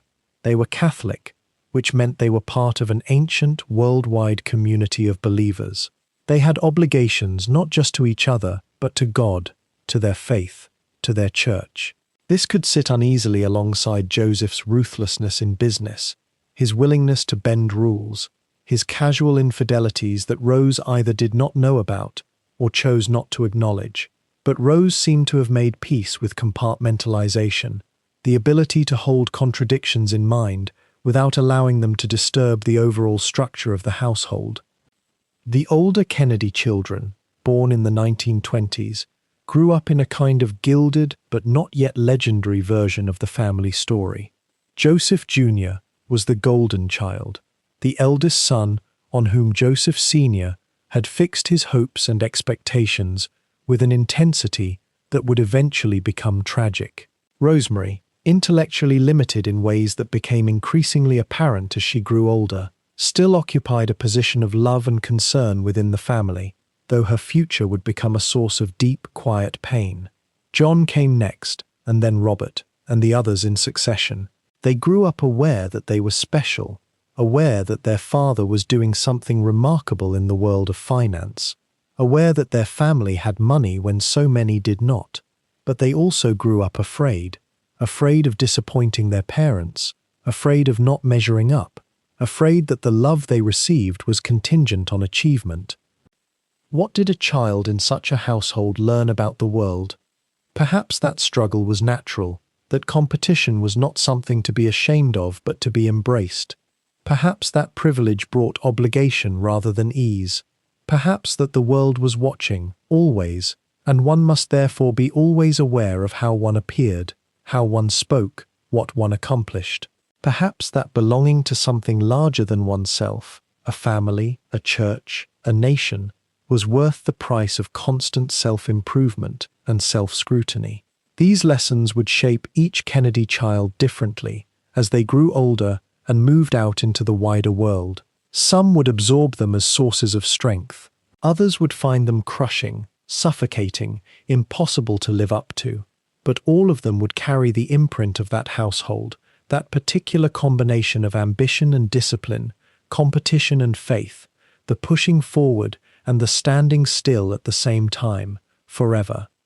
By the early 1920s, as Joseph Kennedy's wealth accumulated through banking and market speculation, his eye had begun to turn toward a newer kind of power, one that was still being written in real time, Hollywood was no longer the rough improvisation of Nickelodeon reels and hastily assembled morality tales.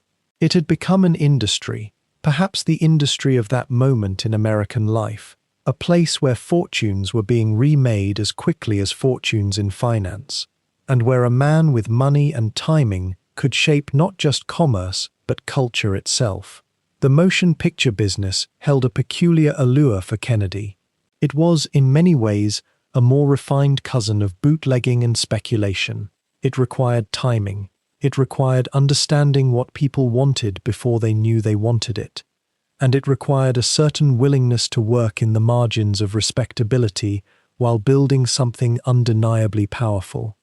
In 1926, Kennedy became involved in film production through a company called FBO, Films Booking Office, acquiring it through a series of financial maneuvers that reflected his characteristic shrewdness. He installed himself as the organization's general manager, and though he would not remain in film production for an enormously long time, perhaps 5 or 6 years in total, those years would leave an impression on both his life and his imagination. He understood that movies had become the primary storytelling medium of American culture, that they shaped aspiration and identity in ways that newspapers and novels could not quite match. There was, in that understanding, something not unlike his father PJ's recognition that the saloon was where political power originated, where favors were granted and loyalties were formed in the quiet conversations that happened over a drink. It was during these Hollywood years that Kennedy began a business relationship with an actress named Gloria Swanson, one of the most luminous and marketable film stars of the era. Swanson had risen from modest circumstances to become what was called, in that time, a movie queen, a figure of glamour and earning power that placed her among the highest-paid women in the world. She was intelligent, shrewd about her own career, and possessed of a kind of intelligence that moved beyond the visual. Kennedy and Swanson collaborated on several film productions, with Kennedy providing the financial backing and the distribution machinery that could make a film matter in the marketplace. The nature of their relationship, though, extended beyond simple business partnership. There existed between them a personal closeness, a mutual attraction and affection that was not hidden, though it was also not the subject of public scandal in the way that might be imagined from a later era. What is interesting about this chapter in Kennedy's life is how it reveals something about the compartmentalization that was possible in that particular moment in American culture. Joseph Kennedy maintained, throughout these years, his marriage to Rose. He was building, in careful increments, the image of the respectable family man, the ambitious Irish-American businessman who was proving to Brahmin Boston that men of his background could compete at the highest levels of finance and enterprise.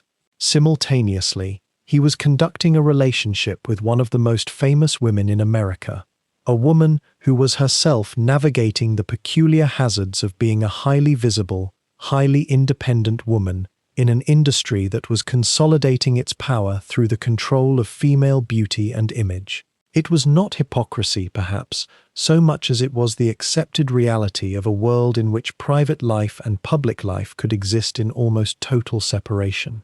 Swanson, for her part, was drawn to Kennedy's competence, his ability to move money and opportunity toward her projects, his vision for how she might continue to evolve as a performer and a commercial entity. She was also, at this juncture in her career, somewhat vulnerable to the consolidation of studio power that was happening all around her. The great film studios were tightening their grip on the industry, and independent producers and actors were finding their room to maneuver, increasingly constrained.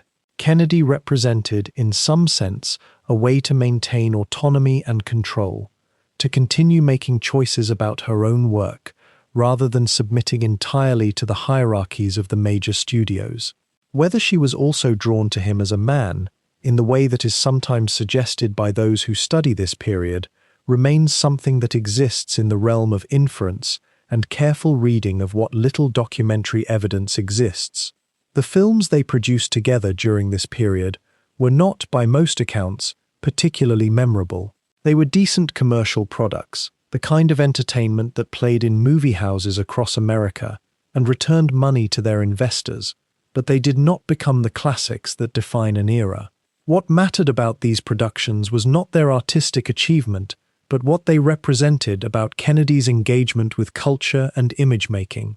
He was learning, in these years, how to shape perception, how to marshal money and distribution networks, to create desire and aspiration in the minds of millions of people. It was a skill that would eventually prove more valuable to him than any individual film or any specific business deal in Hollywood. By the late 1920s, Kennedy's involvement in the film industry was waning. There were several reasons for this. His attention was increasingly drawn back to the stock market, where the fever of speculation was reaching temperatures that would eventually prove unsustainable.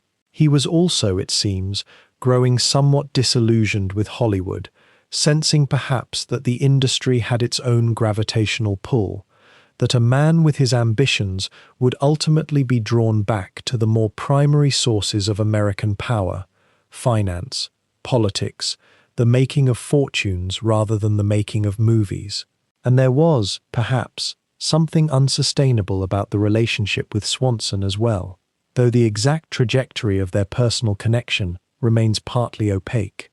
What is notable is that Kennedy left Hollywood without scandal, without the messy public dramas that might have threatened his standing or his marriage or his reputation. He simply withdrew, returned his attention to other pursuits, and allowed that chapter of his life to become something that was known about but not dwelt upon. Swanson continued her own career, navigated her own path through an industry that was becoming increasingly difficult for actresses who insisted on maintaining their independence. Years later, there would be a kind of mutual respect in retrospect, a sense that they had understood each other's ambitions and had helped each other, however briefly, in the pursuit of those ambitions. What lingers about these years, what feels important when considering the arc of Joseph Kennedy's life, is not the scandal or the romance or the human emotion of it, though those elements were certainly present. Rather, it is the way these years in Hollywood represented a moment when Kennedy was experimenting with the machinery of modern influence, learning how to operate in a space where money could create images, where those images could shape the consciousness of millions, and where a man who understood the mechanics of such creation could wield a kind of power that was, in many ways, more profound and more lasting than the power of a single successful business deal or a single manipulated stock price. By the early 1930s, Joseph P. Kennedy had become something of an enigma to those who watched the American financial landscape. A man who had moved through the stock market with the instinct of someone reading currents, invisible to ordinary investors, emerging from the crash of '29, not diminished, but somehow enlarged, his fortune intact, while fortunes around him evaporated like morning fog. The markets had trembled and collapsed, taking with them the savings of millions, and yet Kennedy sat in rooms counting money that had somehow survived the deluge. How does a man who has danced so intimately with speculation come to sit at the very table meant to prevent the next dance from turning deadly? In 1934, when Franklin Delano Roosevelt was reshaping the office of the presidency itself, reimagining the role of the federal government as an instrument not merely of defense, but of intervention and regulation, he faced a peculiar problem. The markets had failed the nation, speculation had become a form of national intoxication, and fortunes had been made from the optimism and fear of ordinary people who barely understood the machinery of their own ruin. Someone needed to understand that machinery from the inside, yet possess the moral authority, or at least the political utility, of appearing to transcend it. Roosevelt looked, with a calculation that was neither cynical nor entirely transparent, toward Joseph Kennedy. The Securities and Exchange Commission was itself a new invention, born from the wreckage of the old order, designed to police the very behaviors that had generated Kennedy's wealth. To appoint him as its first chairman was either an act of genius or an act of supreme political irony, depending on how one chose to regard such things. The newspapers carried the news with a mixture of surprise and intrigue. Here was a man from the Irish Catholic merchant class, still not entirely welcomed in the circles of old Protestant money, being given the role of financial reformer. Some observers found it unseemly, others found it logical. A thief makes the best guardian of the vault, went one whispered interpretation. Or perhaps, less cynically, a man who has played the game can best understand its rules and teach others to play fairly. Kennedy himself accepted the position with what appeared to be a mixture of patriotic duty and quiet satisfaction. There is something in the historical record that suggests he understood the symbolism perfectly, that by accepting this role, he was not renouncing his past, but elevating it, transmuting speculation into statesmanship. He had the ear of the president now. He was no longer merely a businessman, he was a government man. The Irish boy from East Boston had moved another step closer to legitimacy, to the seats of real power. What makes this appointment remarkable, when one sits with it in the quiet of reflection, is not that Kennedy regulated the markets poorly. Indeed, by many measures, his tenure as SEC chairman was regarded as competent and meaningful, but rather the peculiar irony that seemed to hover around the entire affair. Here was a man who had made his fortune partly through exactly the kinds of information asymmetries and speculative timing that the SEC was meant to police. Had he ever traded on privileged information? The historical record offers ambiguities rather than certainties. Had his success been partly the result of understanding market psychology in ways that gave him an almost unfair advantage? Almost certainly, yet now he was the man writing the rules.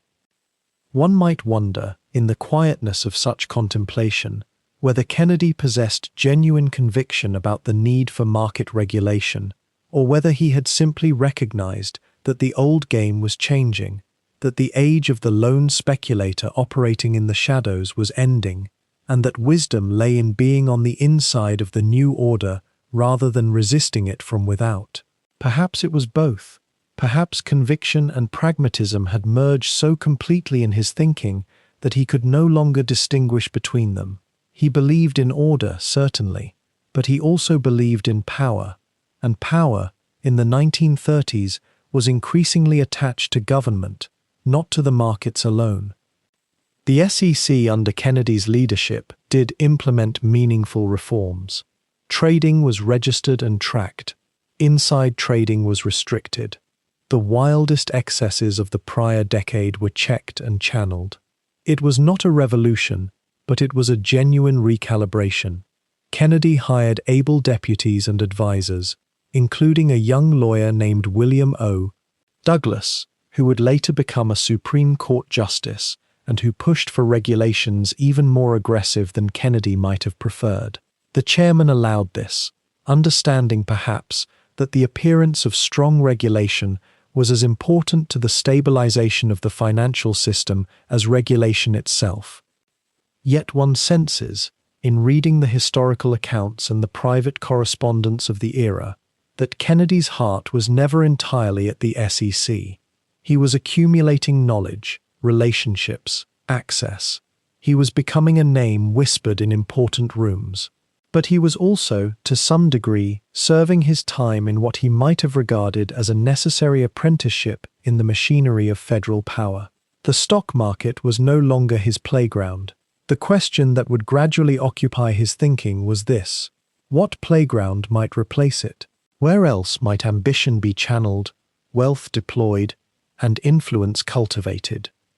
The irony of the bootlegger's son, or the speculator who bore the shadow of bootlegging rumors, however we choose to frame it, becoming the regulator of American finance would persist in the family narrative.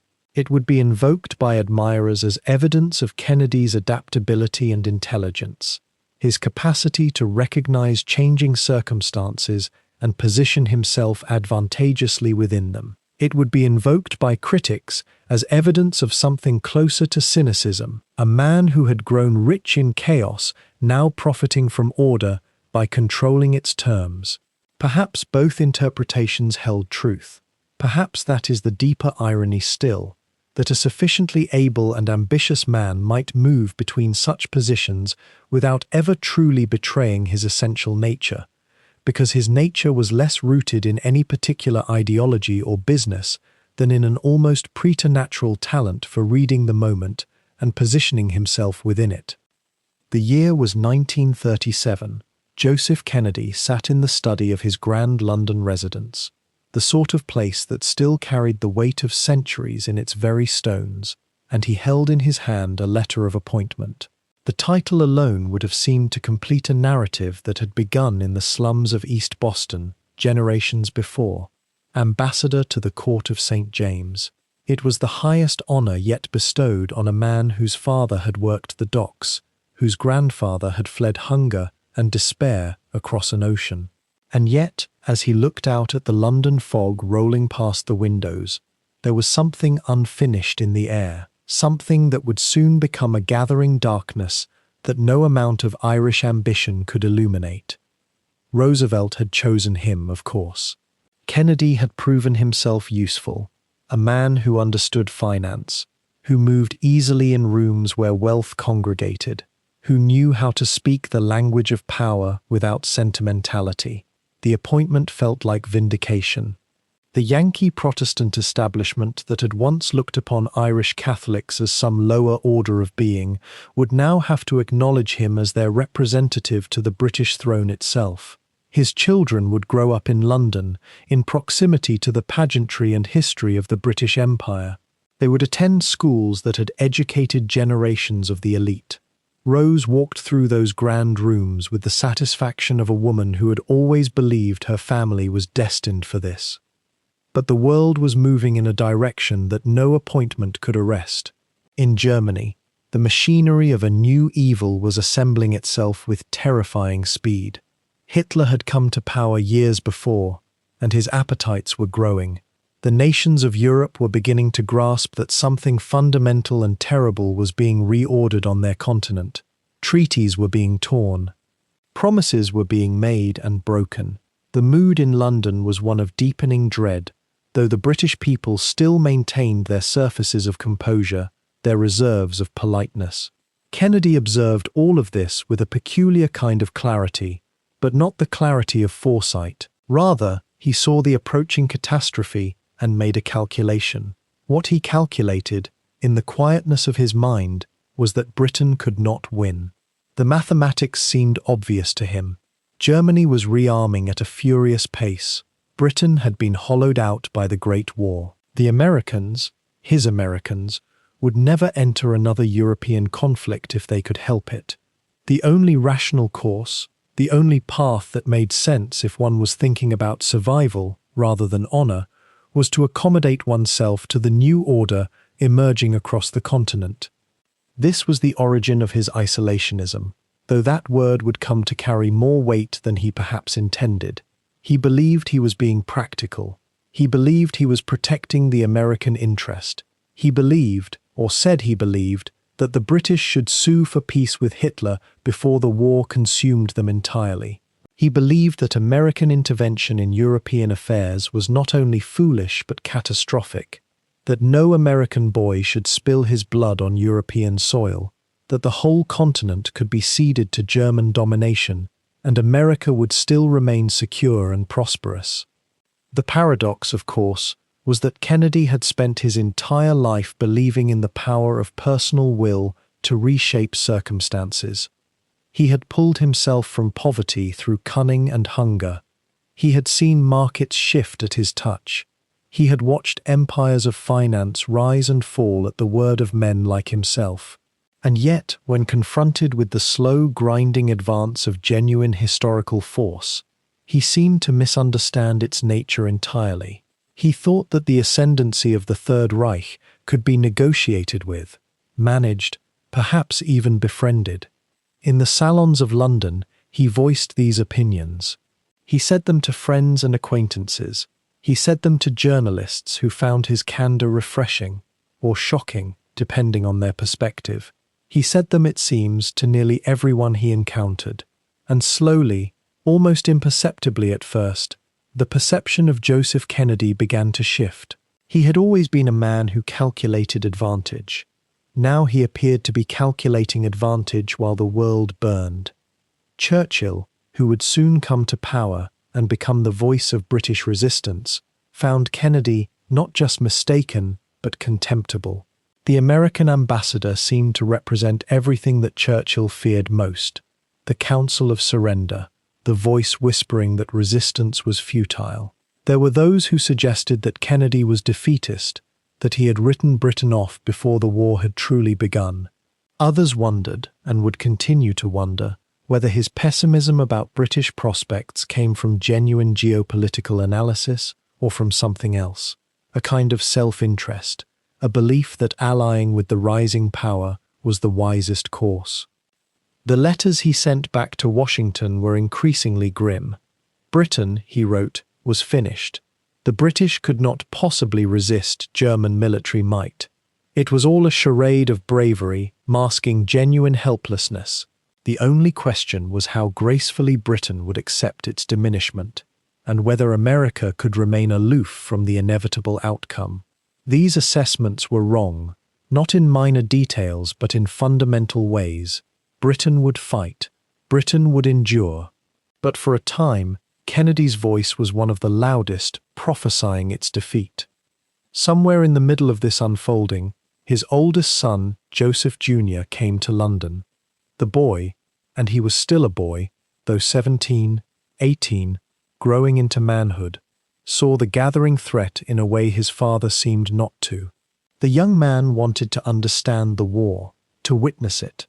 He would later volunteer as a naval aviator, moved by something his father did not share, a sense that some things were worth fighting for, that surrender was not the only rational response to overwhelming force. Did Joseph Kennedy Sr. recognize the terrible irony that would unfold, that he was counseling patience and accommodation to an evil that would ultimately kill his beloved eldest son? The historical record doesn't tell us this, and perhaps it's a question we shouldn't press too closely. Perhaps he couldn't have seen it. Perhaps, in the quietness of his own mind, he was simply trying to protect his children, to keep America out of what he believed was a futile European catastrophe. But the damage was being done.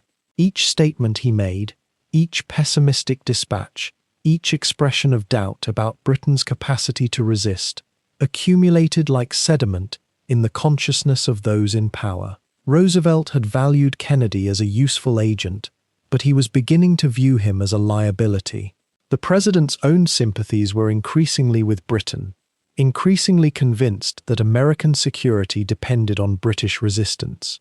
Here was his own ambassador in London, actively undermining that effort, essentially telling anyone who would listen that the cause was hopeless.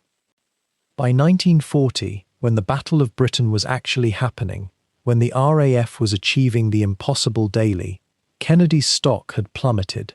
He had been right to fear that his ambassadorship would damage his political future. He had not been right about the war, or about Britain, or about the nature of the evil he was counseling accommodation toward. And now, his voice, which he had believed would echo with influence, had become almost an embarrassment to the administration that had appointed him.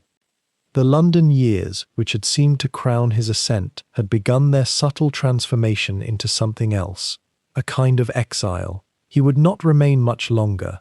He would return to America, to the family, to the drawing rooms where money still spoke with the force it always had. But something fundamental had shifted. The man who had believed he could calculate his way to any advantage had finally encountered something that his calculations could not master. The great movements of history itself, indifferent to his opinions, unswayed by his pessimism, moving forward with its own terrible momentum. And yet beneath the gleaming surface of Joseph Kennedy's ascent, beneath the photographs of him at diplomatic receptions and the newspaper accounts of his financial triumphs, there existed a parallel universe of suffering that the family kept largely hidden from the public eye. It is a reminder that great wealth and great ambition do not insulate a family from the kinds of grief that touch all households, though perhaps they do grant the luxury of privacy in which to endure it. The story of that private anguish begins not with Joseph or Rose themselves, but with their eldest daughter, Rosemary Kennedy, born in 1918 into a household that was already beginning to take the shape it would maintain for decades to come. Rosemary was, by many accounts, a warm and affectionate child in those early years. Photographs show her fair-haired and smiling, no different in appearance from her siblings, though subtle signs emerged as she grew that she developed more slowly than her brothers and sisters. Whether these difficulties were the result of birth complications, early illness, or some other cause has never been entirely clear, and the medical records of her childhood were often kept deliberately vague by the family. What is certain is that Rosemary required more attention, more careful instruction, more repetition than her siblings. In a household driven by competition, by the relentless Kennedy ethic of achievement and excellence, her slower pace created a tension that neither Rose nor Joseph quite knew how to resolve. Rose Kennedy, the disciplinarian of the family, the woman who had arranged for each child to have their own desk, their own schedule, their own rigorous curriculum, found herself facing a situation that no amount of maternal organization could remedy. She had devoted herself to the principle that the Kennedy children would exceed expectations, would outshine their peers, would prove through their accomplishments that they deserved a place among the American elite. But Rosemary's intellectual development moved at its own pace, indifferent to the family's ambitions for her. By her teenage years, it was becoming increasingly evident that she would not follow the trajectory mapped out for the other Kennedys. She would not graduate from an exclusive college. She would not make an advantageous match. She would not shine. For Rose, this represented a kind of failure, not of Rosemary herself, but of the machinery of control and discipline by which she had sought to manage her family's destiny. For Joseph, Rosemary became something of an embarrassment, a deviation from the family narrative of superiority and perpetual advancement. Rather than simply accepting her limitations and allowing her to live a quieter life within the family circle, Joseph and Rose began seeking treatments and interventions that were popular among certain circles of the wealthy and desperate in the 1930s. Rosemary was placed in a prestigious Catholic school where she might be educated alongside typical girls, and her parents harbored hopes that she might somehow catch up to her peers. But the gap only widened. By her late teenage years, Rosemary had become a source of genuine worry for her parents, though for somewhat different reasons. She was becoming interested in boys, in socializing, in the normal desires of a young woman approaching adulthood. But her judgment was not always reliable, her impulses not always wise. Joseph and Rose grew concerned about her vulnerability, about the possibility that she might be taken advantage of, about the scandal that might befall the family if their daughter behaved in ways that did not conform to the strict propriety they demanded. These fears, whether grounded or exaggerated, crystallized around a single medical intervention that would haunt the Kennedy family for generations. In 1941, when Rosemary was 23 years old, Joseph Kennedy made a decision that would define the private tragedy of his life. He authorized a procedure that was, at that time, not uncommon among wealthy families faced with the problem of a daughter whose behavior or development seemed unmanageable. It was a transorbital lobotomy, a surgical procedure that involved severing connections within the prefrontal cortex of the brain. The surgery was performed by a neurosurgeon named Walter Freeman, a man who had become something of an evangelist for this procedure in America, promoting it as a solution to mental illness, behavioral problems, and developmental disability. The surgery, it was claimed, could calm a troubled mind, could eliminate anxieties and unpredictable impulses. What actually happened to Rosemary Kennedy during and after that surgery was catastrophic. Rather than improving her condition, the lobotomy left her severely impaired, unable to speak coherently, incontinent, requiring constant care. She became, in essence, a prisoner of her own altered brain. Her mother did not initially comprehend the full extent of what had been done to her daughter. Joseph Kennedy refused to discuss the procedure in any detail. The family whispered about it, if they discussed it at all, and Rosemary was quietly moved out of sight, first to a facility on the East Coast and eventually to St. Coletta's, a Catholic institution in Wisconsin, where she would live for the rest of her life, largely separated from her family. It is worth considering for a moment the psychological landscape in which such a decision could be made. Joseph Kennedy was a man who believed in mastery, in control, in the power of will and discipline to shape outcomes.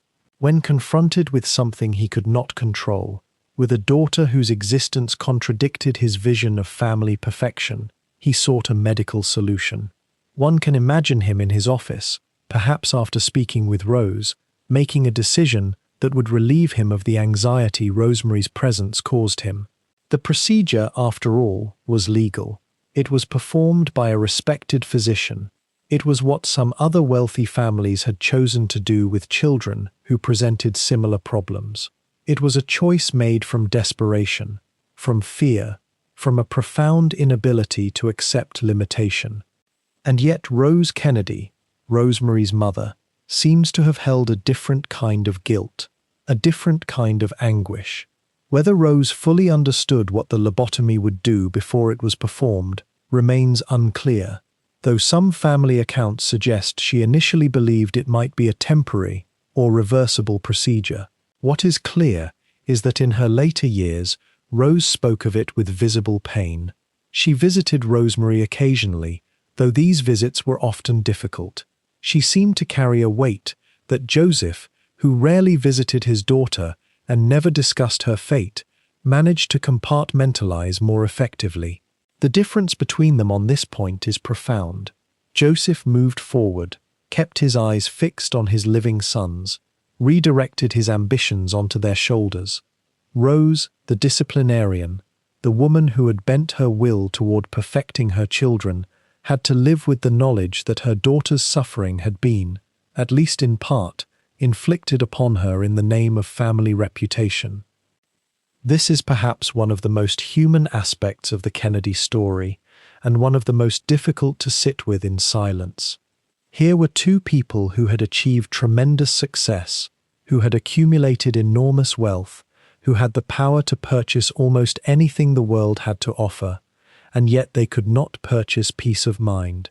They could not purchase the ability to accept their daughter as she was. They could not use their power to protect her from harm, only to conceal her.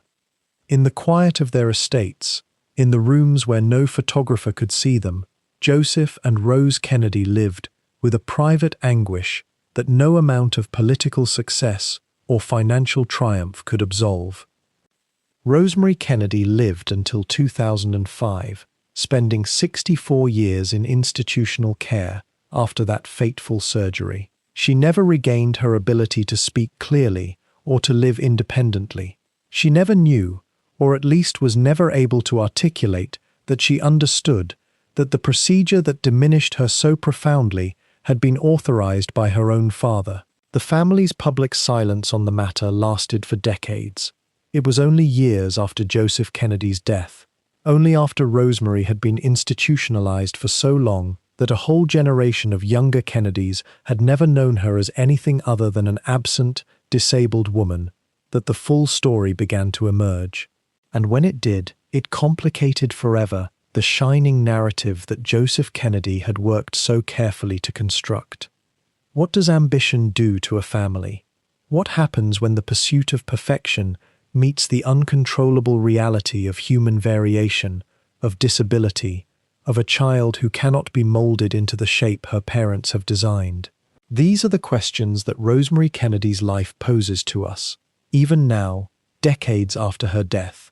And they are questions that were never answered within the Kennedy household itself, but rather lived with, in different ways, by Rose and Joseph, their silence on the matter perhaps a form of ongoing penance.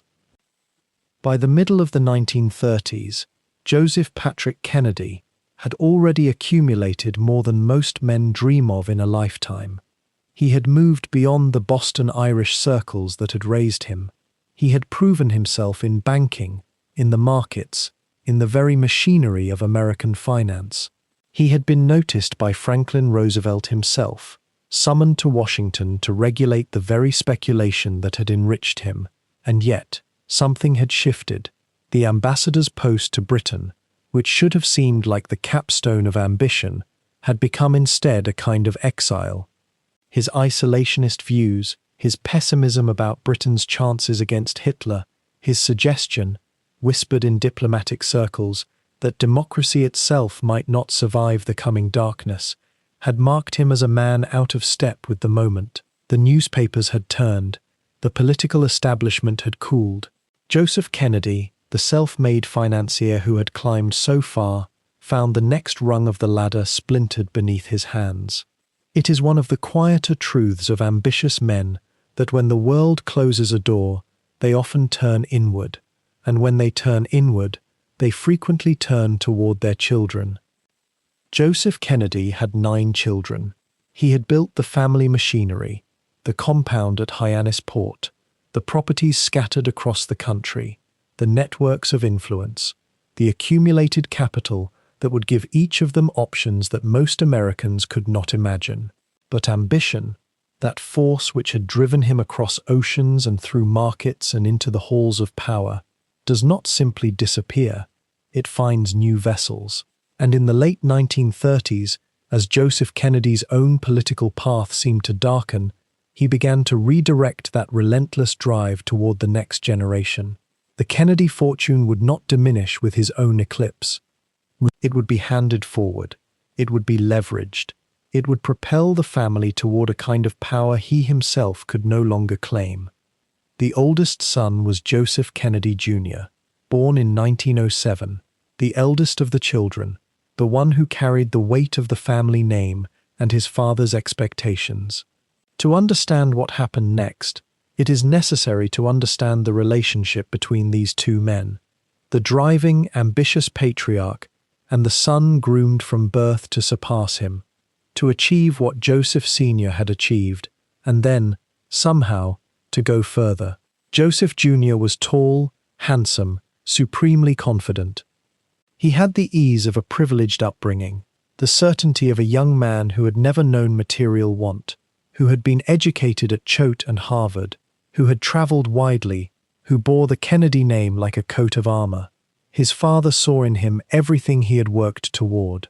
Joseph Jr. represented the culmination of the upward climb from East Boston to the highest reaches of American society. But more than that, he represented possibility. Where Joseph Sr.'s own ambitions had run into the hard walls of prejudice, the Irish Catholic ceiling that even his wealth could not entirely shatter, the next generation, he believed, could break through. In the late 1930s, Joseph Sr. began to speak to his eldest son about political ambitions. Not for himself, that chapter was closing, but for Joseph Jr., for the eldest Kennedy son, Congress, perhaps eventually higher office. The family had the money. They had the networks. They had the name, which, though it had been damaged by the ambassador's isolationist views, still carried weight in Massachusetts. What they needed was a candidate. What they needed was Joseph Jr. Joseph Jr. himself was ambitious, but in ways that were not always perfectly aligned with his father's vision. He was intellectual in a way his father was not particularly. He had studied at Harvard and at the London School of Economics. He was interested in political theory, in history, in the complexities of international affairs. He had views of his own, and they were not always comfortable for his father to entertain. Still, the machinery began to move. Joseph Sr. was not a man accustomed to obstacles, and he did not accept them easily. If his own path to power had been blocked, he would clear a path for his son. The family had the resources to do it. A congressional seat in Massachusetts was not beyond reach. From there, who could say? the presidency itself did not seem entirely impossible. It is worth pausing here to consider what this redirection meant. Joseph Kennedy had spent his entire life building something, not just money, though there was certainly that, but a kind of political infrastructure, a web of favors and alliances and accumulated influence. He had been willing to trade in bootleg liquor, to maneuver through stock markets, to cut corners and make deals in the shadows. All of it had been justified, at least in his own mind, by the grandness of the goal, to elevate the Kennedy name, to break through the barriers that had kept Irish Catholics out of the highest circles of power. When his own career had seemed to fail, when the doors had closed on his own ambitions, it had been a blow, but it was not, in his worldview, a final defeat. It was a transfer of the game to the next player. The fortune would continue, the ambition would continue. The drive to reach the top of American society would continue. It would simply be channeled through his son. What Joseph Sr. could not have known, what no one could have known in the late 1930s, was that the world was about to be transformed by forces far larger than any single family's ambitions. War was coming. The comfortable assumptions of the Kennedy generation were about to be shattered. The sons who were being groomed for power, educated for leadership, trained in confidence and privilege, would be tested in ways that no amount of family money could prepare them for. The future that Joseph Sr. was building, the path he was clearing for Joseph Jr., would take a shape none of them could have anticipated. But in these quiet years, in the spaces between the fall of one ambition and the rise of another, there was a kind of clarity in the Kennedy household. The father had decided what would come next. The eldest son, though perhaps not always enthusiastically, had been set upon the path. The machinery was being assembled. The plan was in motion. The fortune would be converted into power. The name would be elevated. The family would ascend. These things were not guaranteed, of course. Life is never so orderly as ambitious men wish it to be. But Joseph Kennedy, having climbed from the docks of East Boston to the heights of American finance, and having been turned away from the pinnacle of political power, believed deeply in one thing. If a door closes, you find another. You dig, you push, you use the resources at your command. And if your own hands cannot grasp what you are reaching for, you place the same reaching hands in the hands of your children and tell them to climb higher. You tell them that the world is theirs for the taking. You tell them that the name they carry is no longer a limitation but a weapon, a tool, a guarantee of possibility. You tell them these things, and you believe them, even as the world beyond your family's walls is beginning to convulse with forces that will make all such plans seem briefly, devastatingly small. The war came, as wars do, and the Kennedy household shifted beneath its shadow. Joseph Kennedy Sr. had spent years positioning his eldest son, Joseph Jr., as the vessel into which all the family's ambition would be poured. The boy, though by the early 1940s he was a man of 28, had been groomed with meticulous care. Harvard-educated, shaped by his father's will and his mother's piety, Joseph Jr. possessed a certain burnished confidence that came from knowing himself to be the heir apparent to everything the family name had built. He was taller than his younger brother Jack, more naturally athletic, seemingly more suited by temperament and circumstance for the grand stage his father had always imagined for a Kennedy son. When war loomed, it seemed almost inevitable that Joseph Jr. would not simply answer the call, but would distinguish himself in service, adding luster to the family's reputation and clearing a path for political ascent. In 1942, Joseph Jr. enlisted in the Navy and became a naval aviator. The choice was deliberate, almost performative in its gallantry. To fly combat missions was to court death in a way that officers of his social standing did not typically court it, and yet there was nobility in the gesture, a kind of aristocratic self-sacrifice that appealed deeply to the Kennedy mythology. His father did not discourage him. Perhaps Joseph Sr. understood that a son's military service, crowned with distinction, would be an asset of immeasurable political value. The calculation was not crude, there was genuine family pride mixed within it. But it was there, a quiet undercurrent running beneath the rhetoric of duty and honor. By the summer of 1944, Joseph Jr. had flown more than 50 combat missions over the Atlantic, bombing German U-boat bases and submarine pens along the French and German coasts. He had become decorated, respected by his squadron, seemingly invulnerable in the way that young men engaged in dangerous work sometimes seem. His contract was due to expire. He was scheduled to return home, to be rotated out of combat operations, to resume the life that had been waiting for him all along. And then he volunteered for one more mission, one more. It was called Project Aphrodite, a daring and experimental operation that involved converting old bombers into unmanned flying bombs packed with explosives, with a pilot to guide the aircraft toward its target before bailing out. The dangers were theoretical, but real. The technology was untested. The odds of survival were uncertain. On August 12, 1944, Joseph Kennedy Jr. took off from an English airfield in a modified B-24 Liberator, packed with 10 tons of explosives, heading toward a German rocket facility near Calais. Somewhere over the English Channel, the aircraft exploded. He was 28 years old. Whether the explosion occurred before or after he was meant to bail out, whether it was mechanical failure or enemy fire, has never been conclusively established. He simply ceased to exist in an instant, leaving behind no last words, no dramatic finale, only the knowledge that he had believed in the mission enough to risk everything for it. The news arrived at the Kennedy household like a stone dropped into still water, creating ripples that would reshape everything that followed. Rose Kennedy, so devoted to her eldest son, received the telegram with the kind of stoicism that her faith demanded. Joseph Sr., who had spent decades constructing the future as if it were a business venture, suddenly discovered that the future could not be calculated or controlled. He had lost the son in whom he had invested not merely money or position, but the accumulated hopes and identities of the family itself. The grief was immense, but the Kennedy household did not dissolve into it. Instead, something quieter and more profound occurred, a redirection, a subtle but total reshaping of the family's ambitions.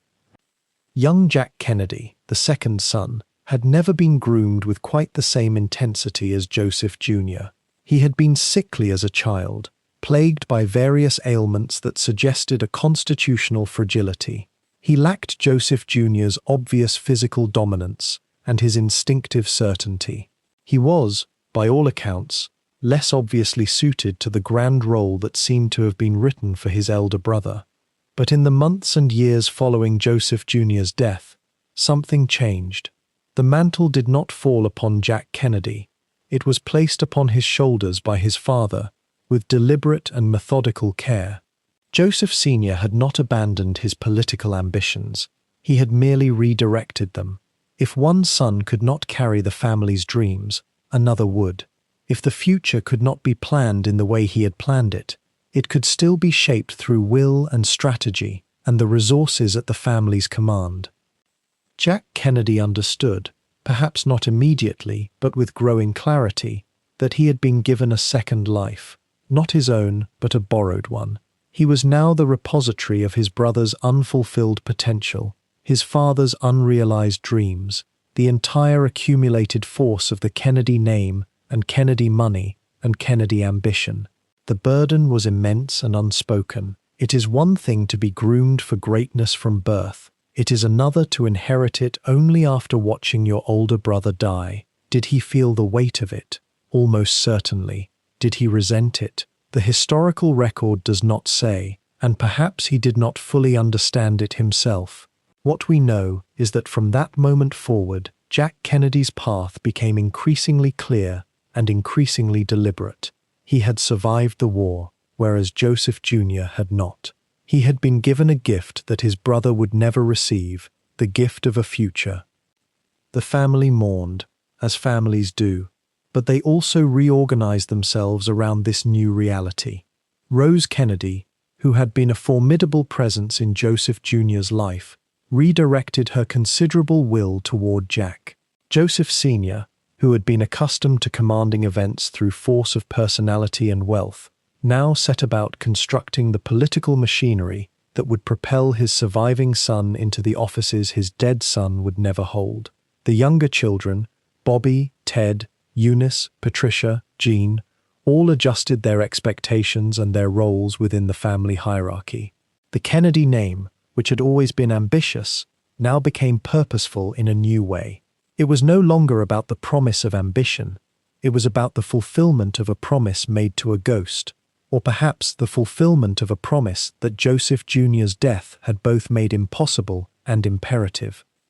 The transformation was not instantaneous or theatrical. There were no declarations, no family meetings where new strategies were unveiled. Instead, it occurred in the quiet moments of decision-making, in the gradual accumulation of choices that all pointed in one direction. When Jack Kennedy considered his options after the war, the machinery of family support moved into place.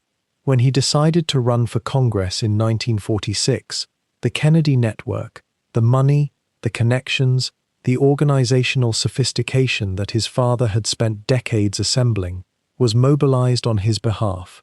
The political consultants, the advertising specialists, the ward bosses and precinct captains who had been held in reserve now had a purpose. They were building not merely a career, but a redemption, or perhaps more accurately, a resurrection of a future that had been interrupted by death. History tends to remember the Kennedys as a family of political destiny, as if Jack Kennedy's rise to the White House was somehow inevitable, written into the fabric of the family's story from the beginning. But it was not inevitable. It was constructed. It was willed into being by a father who refused to accept that his death had diminished the family's power, and by a son who understood, whether consciously or not, that he had become the custodian of his brother's unlived life. Joseph Jr. had been the golden one, the favored son, the heir presumptive, but he had died in a moment of bright nobility, his life frozen forever at the moment of his sacrifice. Jack Kennedy, who had been secondary and often overlooked, now became primary. He had the gift that Joseph Jr. no longer had. He had time. He had the future. And he had a family that was absolutely determined that he should honor what his brother's death had made possible. The trajectory of John F. Kennedy's rise to prominence was shaped less by fate and more by an intricate machinery, one built from war, perception, and the relentless deployment of a family's resources in service of a singular son's ascent. By the early 1940s, Joseph Kennedy had already planted his sons in the soil of American power. The eldest, Joseph Jr., carried the full weight of his father's ambitions, but it was the second son, Jack, born in 1917, who would eventually emerge as the vessel for the family's ultimate vision. This was not obvious at the time. Jack was thinner, more bookish, prone to illness. He seemed an unlikely heir to the dynasty his father had built. Yet the war would change everything. In 1943, Lieutenant Kennedy commanded a small patrol torpedo boat, a fast and nimble craft designated PT-109. The waters around the Solomon Islands were dark and unpredictable. The Japanese naval presence was still formidable. One night, in conditions of poor visibility and conflicting intelligence, Kennedy's boat was struck by a destroyer, the Amagiri, cutting the PT-109 nearly in half. The crew of 13 men scattered into the dark water. What happened next would become one of the central narratives of Kennedy's life, and it's worth asking, what exactly was the measure of his heroism in those hours? Kennedy, a strong swimmer despite his chronic back pain, towed an injured crew member who had been severely burned, holding the man's belt strap between his teeth while swimming through the night toward a nearby island. He worked to keep his crew together, to maintain their morale and hope across multiple days of drifting and waiting.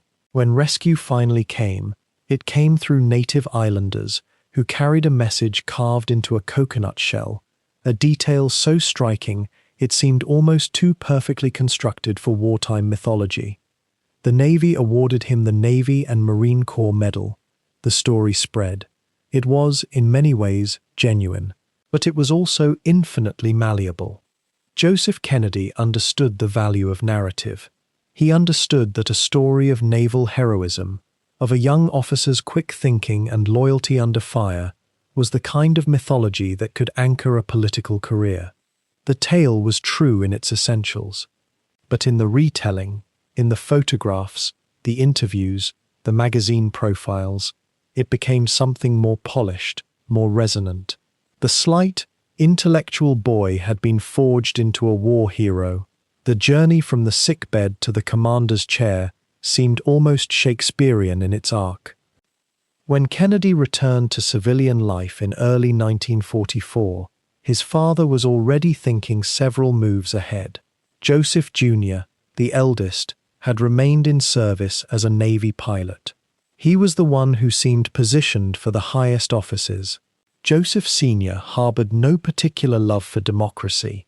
He had made clear his views on the weakness of elected government, his belief that strong men should guide nations. But America's structure required the appearance of democratic legitimacy. And for a man of Irish Catholic background, no matter how wealthy, the highest reaches of the presidency still seemed distant, perhaps impossible. The plan, it appears, was not yet fully formed, but the pieces were being arranged. In August of 1944, Joseph Jr.'s plane exploded over the English Channel during a bombing run.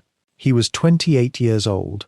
The circumstances were murky, deliberately unclear.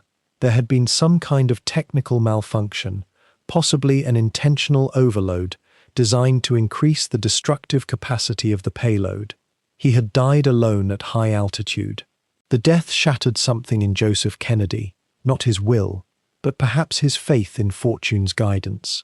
The eldest son, the one who was supposed to make the family's name ring through the corridors of power, was gone, and so the weight of ambition, like water seeking a new channel, began to flow toward Jack. John F.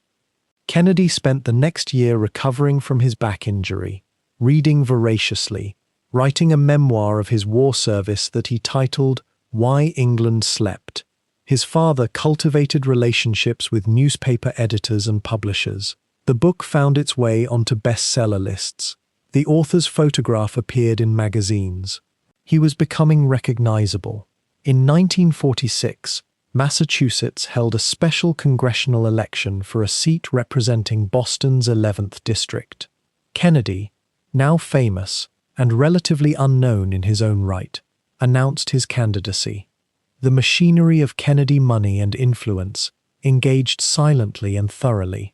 The family's political connections in Boston were deep and old, woven through decades of Irish-American ward politics, through favors granted and debts collected. Joseph Kennedy, though officially distant from his son's campaign, was present in every meaningful way. Money flowed to support organizations that would mobilize voters. Newspaper editors who owed the family favors ran sympathetic stories. The Democratic primary was crowded, but Kennedy prevailed with the largest vote count, and in a district so solidly Democratic that the primary victory virtually guaranteed the general election outcome. In November 1946, at the age of 29, John F. Kennedy was elected to the House of Representatives. What's worth noting is that Kennedy himself brought something to the table beyond his father's machinery. He was intelligent, articulate, well-read. He had genuine curiosity about policy and history. He also possessed, in interviews and public appearances, a kind of understated charm, not the bombastic charisma of his father, but something more elusive and appealing to modern sensibilities. The press liked him. Women found him compelling. His youth itself was an asset in an era when many politicians still carried the weight of pre-war politics and Depression-era thinking. His congressional record in the 4 years that followed was unremarkable. He served competently, but without particular distinction. He voted as his district required, as his father advised. He began to develop a reputation as someone interested in military and foreign policy questions, perhaps naturally so, given his own naval experience. More importantly, he built relationships. He was learning the texture of political life, not its high rhetoric, but its intimate machinery of alliances and reciprocal obligations. The path from Congress to the Senate came in 1952, when he challenged the incumbent Senator Henry Cabot Lodge Jr., a Brahmin Protestant from Massachusetts, whose family represented everything the Kennedy family had been excluded from only decades earlier. The campaign was fierce and well-financed. Kennedy's father invested substantially, both his money and his political intelligence. Rose Kennedy, Jack's mother, campaigned tirelessly through the state, bringing her grace and presence to church basements and community centers. The organization was masterful. Lodge, who had anticipated an easy re-election, found himself outmaneuvered. Kennedy won by 70,000 votes. At the age of 35, Kennedy was now a United States Senator. The machinery had worked, but the machinery, it should be understood, did not work alone. Kennedy himself had to be presentable, articulate, electable. He had to possess enough genuine capacity to make the family's investment seem rational. He did. He read books that most politicians never opened. He could discourse on history and policy with an ease that suggested real engagement rather than mere memorization. But he was also, by all accounts, somewhat distant, somewhat guarded. Those who knew him best suggested that beneath the carefully cultivated image of the war hero and the promising young statesman, there existed a more complex, more shadowed figure. He suffered from Addison's disease, an autoimmune condition that required constant medication and management. The pain in his back, from both his PT-109 injury and spinal problems dating back to childhood, was chronic and often debilitating. These things were not public knowledge. What was public was the image of vigor, of youthfulness, of a new generation ready to inherit America's future. In the Senate, Kennedy continued to develop his profile. He served on the Foreign Relations Committee and gradually became known for an internationalist perspective. He had lived abroad as a young man through his father's ambassadorship to Britain. He had read extensively about American foreign policy. He had none of his father's isolationist convictions, none of that cynical realism that Joseph Sr. had displayed during the war years. Jack Kennedy seemed to believe in American purpose and possibility, in the idea that the nation's wealth and power could be deployed in service of something larger than mere national interest. And all the while, the family's wealth was being deployed in service of something larger than mere senatorial office. Joseph Kennedy, despite his lack of official position, remained deeply engaged in shaping his son's trajectory. He hired consultants and ghostwriters to help shape Jack's political image. He cultivated relationships with influential figures in journalism and publishing. He understood that in the modern age, the creation of a political figure required the same kind of careful construction that goes into the creation of any significant cultural product. Jack Kennedy was, in some sense, a production, one in which he himself was both designer and raw material. The late 1950s found Kennedy positioning himself for higher office. He authored a book on political courage titled Profiles in Courage, which won a Pulitzer Prize and further established his intellectual credibility. The book's authorship was actually somewhat collaborative. Various aides and researchers contributed substantially to its content, but Kennedy's name graced the cover, and the effect on his public reputation was considerable. He was becoming, in the eyes of American voters, a thoughtful statesman, a man of letters and ideas, not merely a politician of inherited advantage. By 1960, the machinery was ready to pursue the presidency itself, and the Kennedy family, Joseph Sr. directing from the shadows, the whole architecture of money, influence, and calculated image building, would demonstrate just how effectively a family's resources could reshape American politics, at least when those resources were wielded by people smart enough to understand that the image, while carefully constructed, still required a figure of genuine capacity at its center.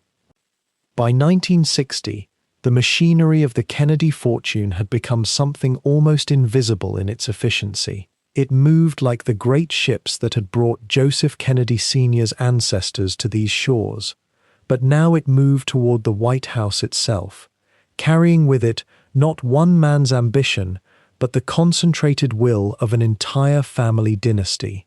John F. Kennedy, the second son who had never expected to bear the weight of presidential aspiration, now found himself the vehicle through which his father's unfulfilled political dreams might finally find expression. And Joseph Sr., having exhausted his own path to the highest office, began to orchestrate his son's rise with the same meticulous calculation that had guided him through banking crises and stock market swings.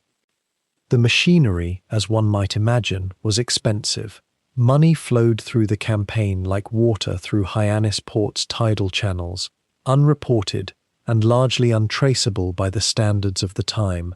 The Kennedy family contributed far beyond the legal limits that supposedly governed American politics, and they did so with the confidence of those who had spent decades moving through legal and financial systems as if they were designed with the Kennedys in mind. Family members fanned across the country. Rose made campaign appearances with a carefully curated grace. Ted Kennedy, the youngest brother, worked delegate counts in the western states. Robert Kennedy, Jack's closest confidant, managed the campaign's inner machinery with an intensity that bordered on obsession, making enemies and allies with equal fervor. And the old man, Joseph Sr., operated from behind the scenes, a figure whose direct involvement in politics had become too toxic to be useful, but whose money and connections remained as valuable as ever. The campaign itself took shape in the image of its candidate, youthful, energetic, and studiously modern. John Kennedy understood something that his father had perhaps not grasped so intuitively, that the age of industrial-era politics was giving way to something new. Television was no longer a novelty but an expectation. The American electorate, or at least that portion of it paying attention, wanted to see their leaders as well as hear them. And in this regard, Jack Kennedy was almost perfectly suited. His appearance was striking without being threatening, his voice warm and capable of both humor and gravity, his family photogenic in a way that suggested not corruption but wholesome American vigor. Here was an Irish Catholic boy who spoke like a New England establishment figure, who had been decorated for bravery in war, whose back pain and various chronic illnesses remained hidden from public view. Here was ambition, dressed in the language of idealism. The opposition was formidable, though perhaps not in the ways that mattered most. Hubert Humphrey, the liberal favorite from Minnesota, had genuine political credentials and an authentic record of progressive achievement. But he lacked the financial resources to match the Kennedy juggernaut, and in the primary campaigns that climbed through West Virginia and Wisconsin, Kennedy money bought television time, paid for campaign workers, and subtly shaped the narrative around both candidates. There were whispers, some documented, many merely speculated upon, of money changing hands in ways that violated campaign finance law, but enforcement mechanisms were so porous that such violations were less crimes than inevitable features of serious American campaigning. The Kennedy family understood this landscape intimately, and they moved through it with confidence. West Virginia became a crucible of sorts. The state was poor, Protestant majority, and skeptical of a Catholic candidate from a wealthy Eastern family. These seemed like insurmountable obstacles, the kind that would have stopped an ordinary campaign. But the Kennedy machine understood something important. Poverty could be spoken to, but only if you brought resources to bear. Money moved into West Virginia through channels that have never been entirely clear. Some was certainly legitimate campaign spending, but allegations have persisted, resting on recollection and inference rather than hard documentation, that additional funds arrived through informal networks, money meant to influence not through political argument, but through the subtler persuasion of local media saturation, strategic patronage, and the simple fact that when a wealthy family decides that your state matters, resources flow. Kennedy won West Virginia decisively, and with it, the momentum to claim the Democratic nomination at the Los Angeles Convention in July. The general election campaign that followed was something new in American political history, a contest fought not merely in smoke-filled rooms and convention halls, but in living rooms across the nation.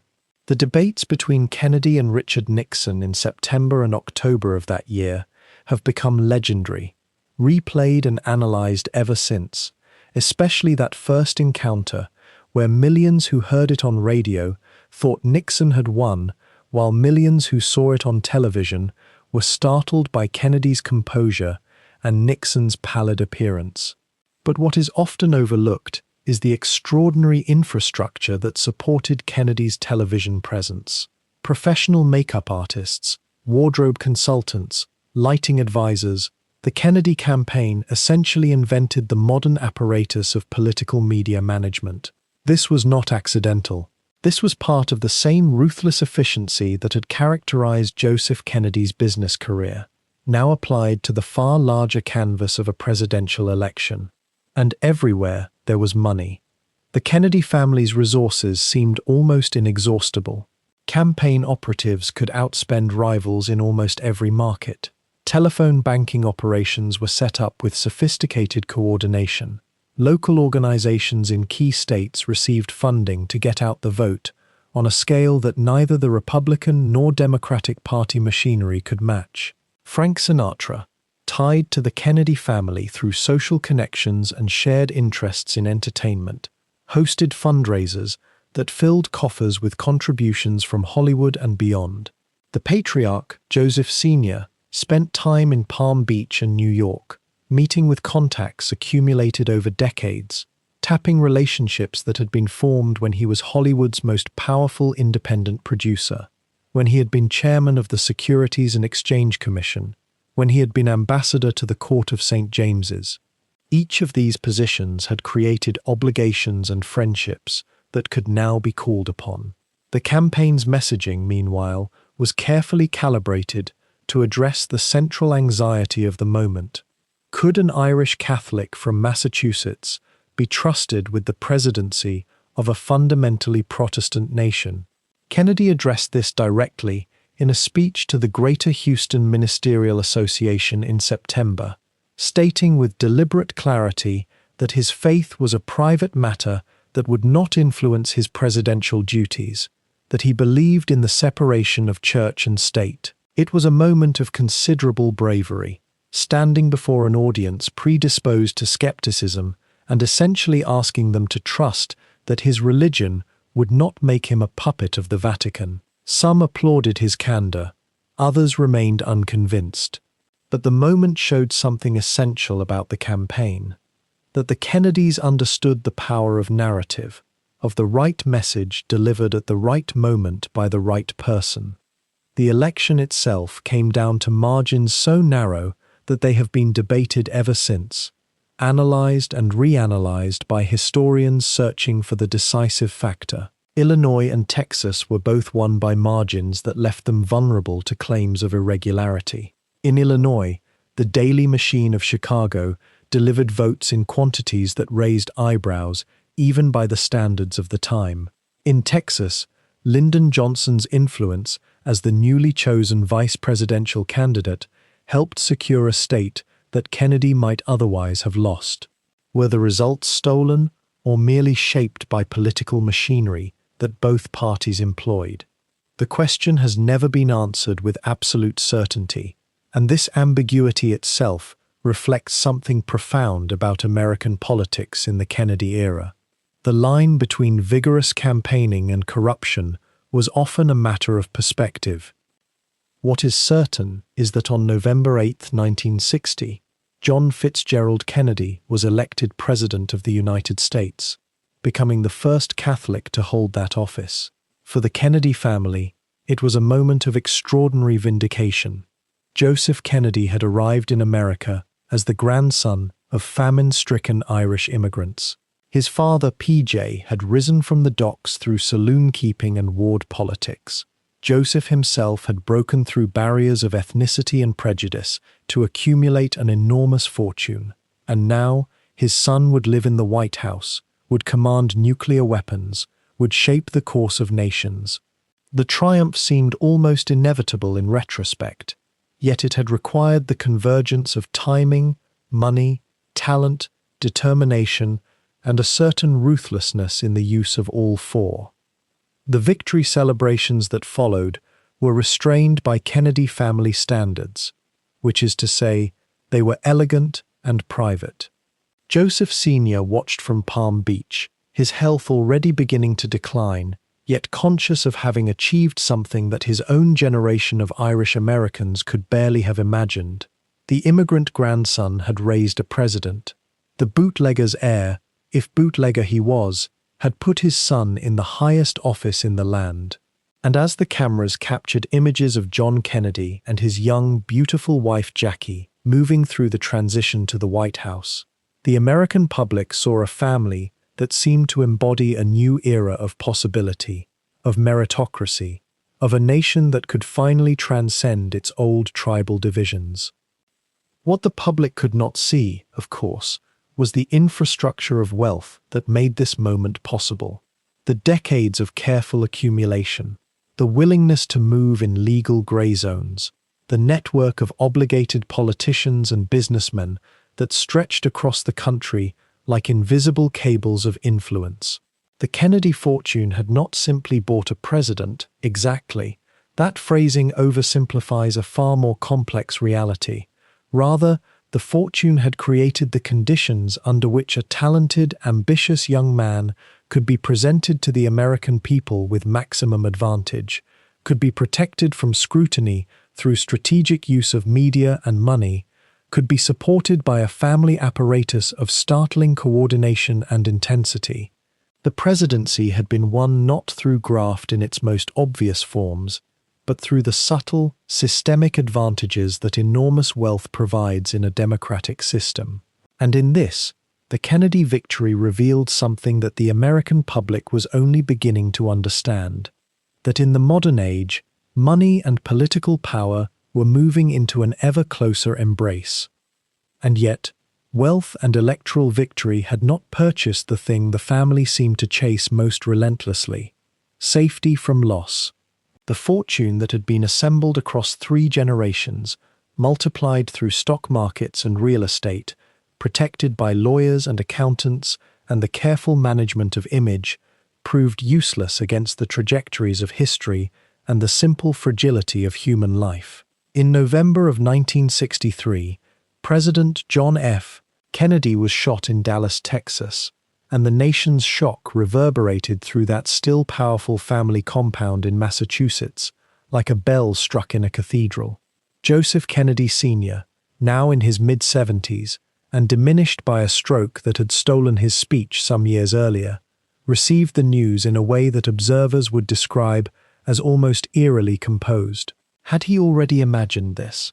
In some quiet corner of the mind, had he rehearsed the possibility of losing a son to the vulnerabilities of power?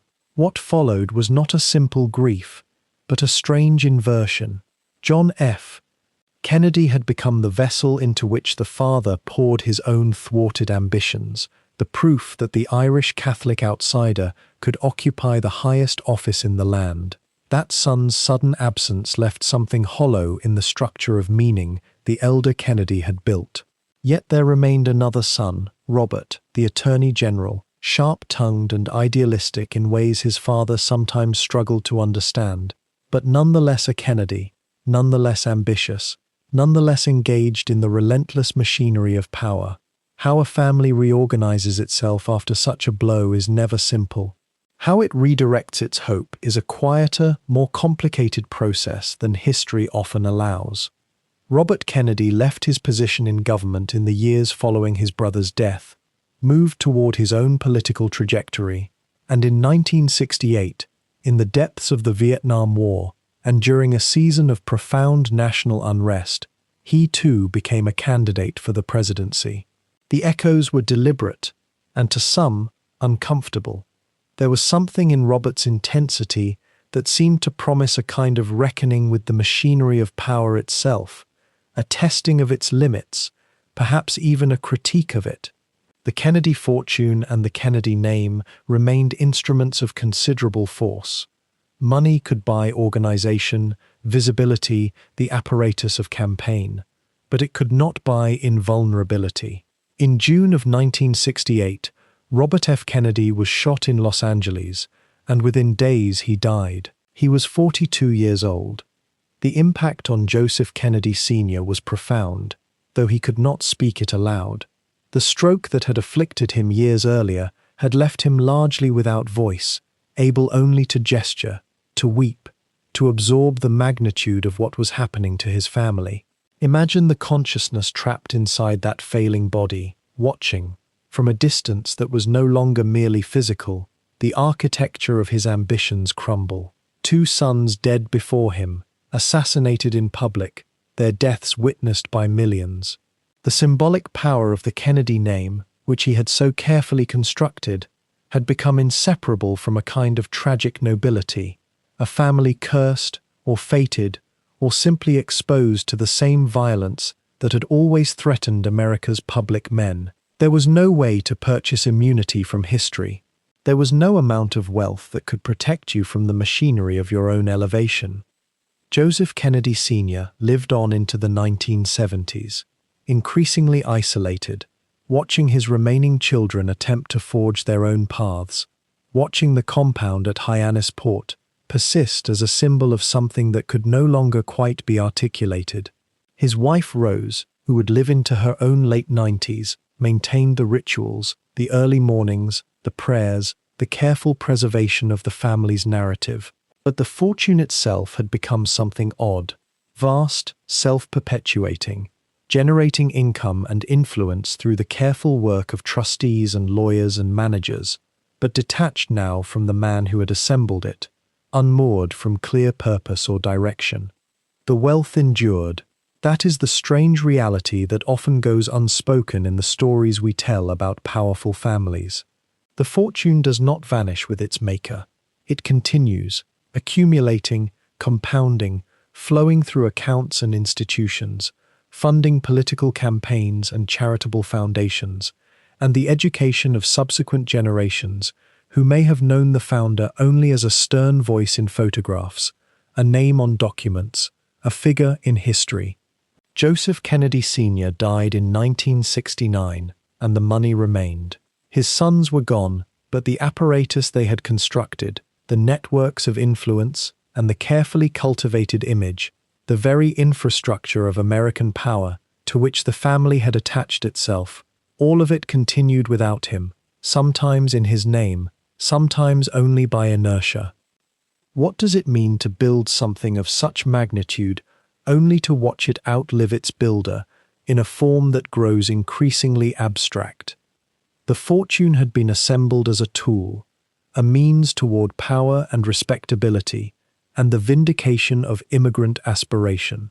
But by the late 1960s, the tool had become something closer to an ornament, preserved, protected, managed by people who had never known the docks of East Boston, or the saloons of ward politics, or the hunger to prove oneself against a society that had marked you as an outsider. The money flowed, the Kennedy name appeared in headlines, foundations distributed grants, politicians sought endorsements and donations, but the intensity of purpose that had animated Joseph Kennedy's rise seemed to have dissipated, replaced by a kind of maintenance, attending to an inheritance rather than the construction of something new. There is a profound irony, perhaps, in the observation that the very accumulation of wealth, which was meant to secure a family's future against the unpredictability of history, ultimately exposed that family to the full weight of history's violence.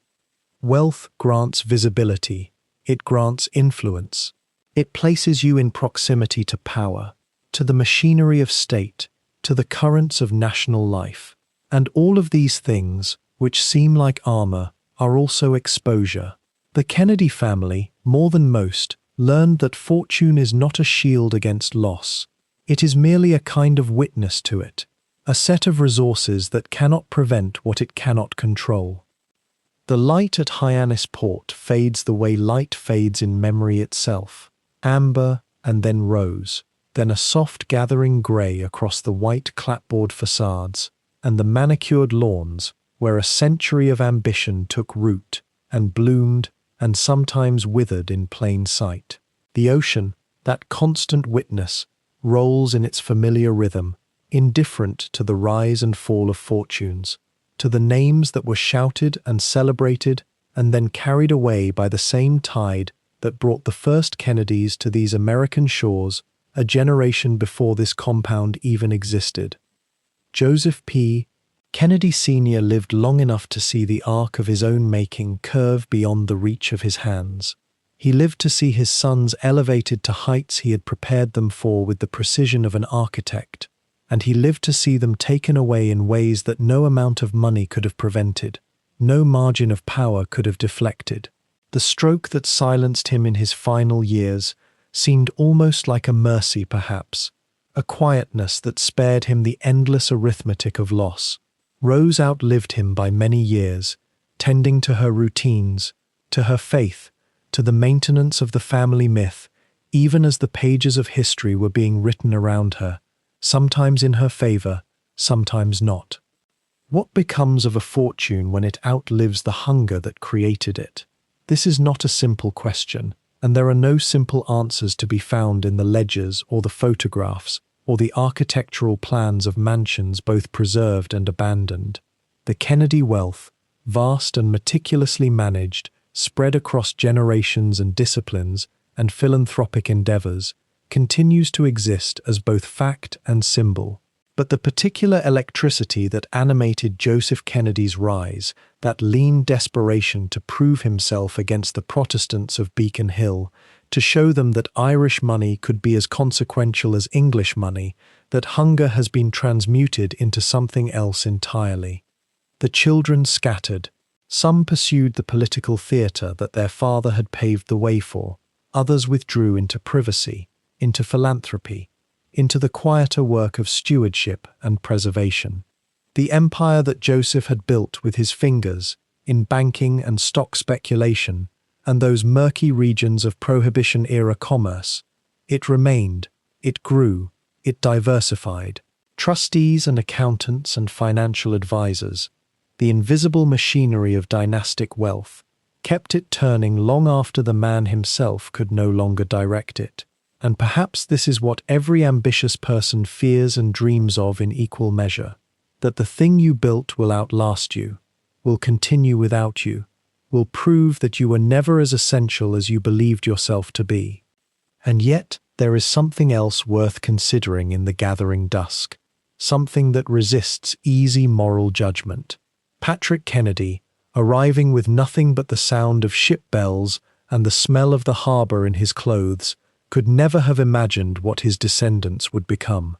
His son PJ, standing in his saloon surrounded by the apparatus of ward politics, could not have foreseen that his great-grandchildren would attend state funerals, that their names would be woven into the fabric of the nation's mythology.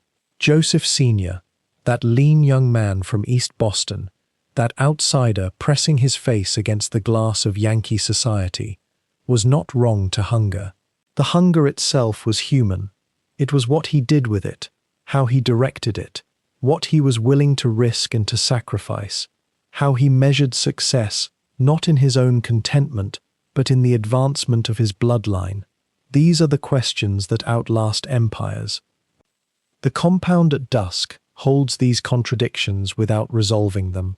The white houses remain, the lawns are still maintained, the ocean still rolls, people still arrive and depart, still carry memories of holidays and tragedies, still measure their own lives against the mythology that this place represents.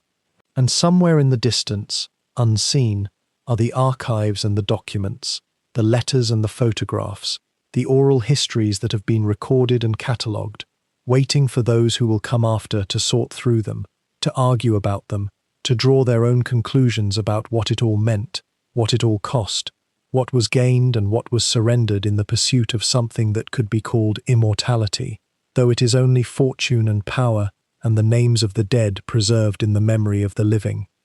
The tide goes out and the tide comes in, as it has for longer than there have been Kennedys in America, as it will for longer than anyone who is alive now can imagine. And in the space between those two movements, between the exhalation and the inhalation of the waves, there is a kind of peace that asks nothing of us, that demands nothing, that simply is. The story of a family, the story of ambition, the story of what we build and what outlives us, and what we leave behind. These are stories that humans have been telling themselves for as long as they have gathered in the darkness and wondered about the difference between what we want and what endures, between the fortune we accumulate and the footprint we leave upon the earth. And in the telling and retelling of such stories, we find perhaps not an answer, but a kind of companionship in our own wondering, our own hunger, our own inevitable and tender mortality. The light fades now from amber to rose to grey to something deeper still, and the sounds of the compound quiet themselves into the general silence of evening settling, the small creaks of old houses, the soft percussion of wind through New England pines, the eternal patience of the ocean, calling and receding, asking nothing at all.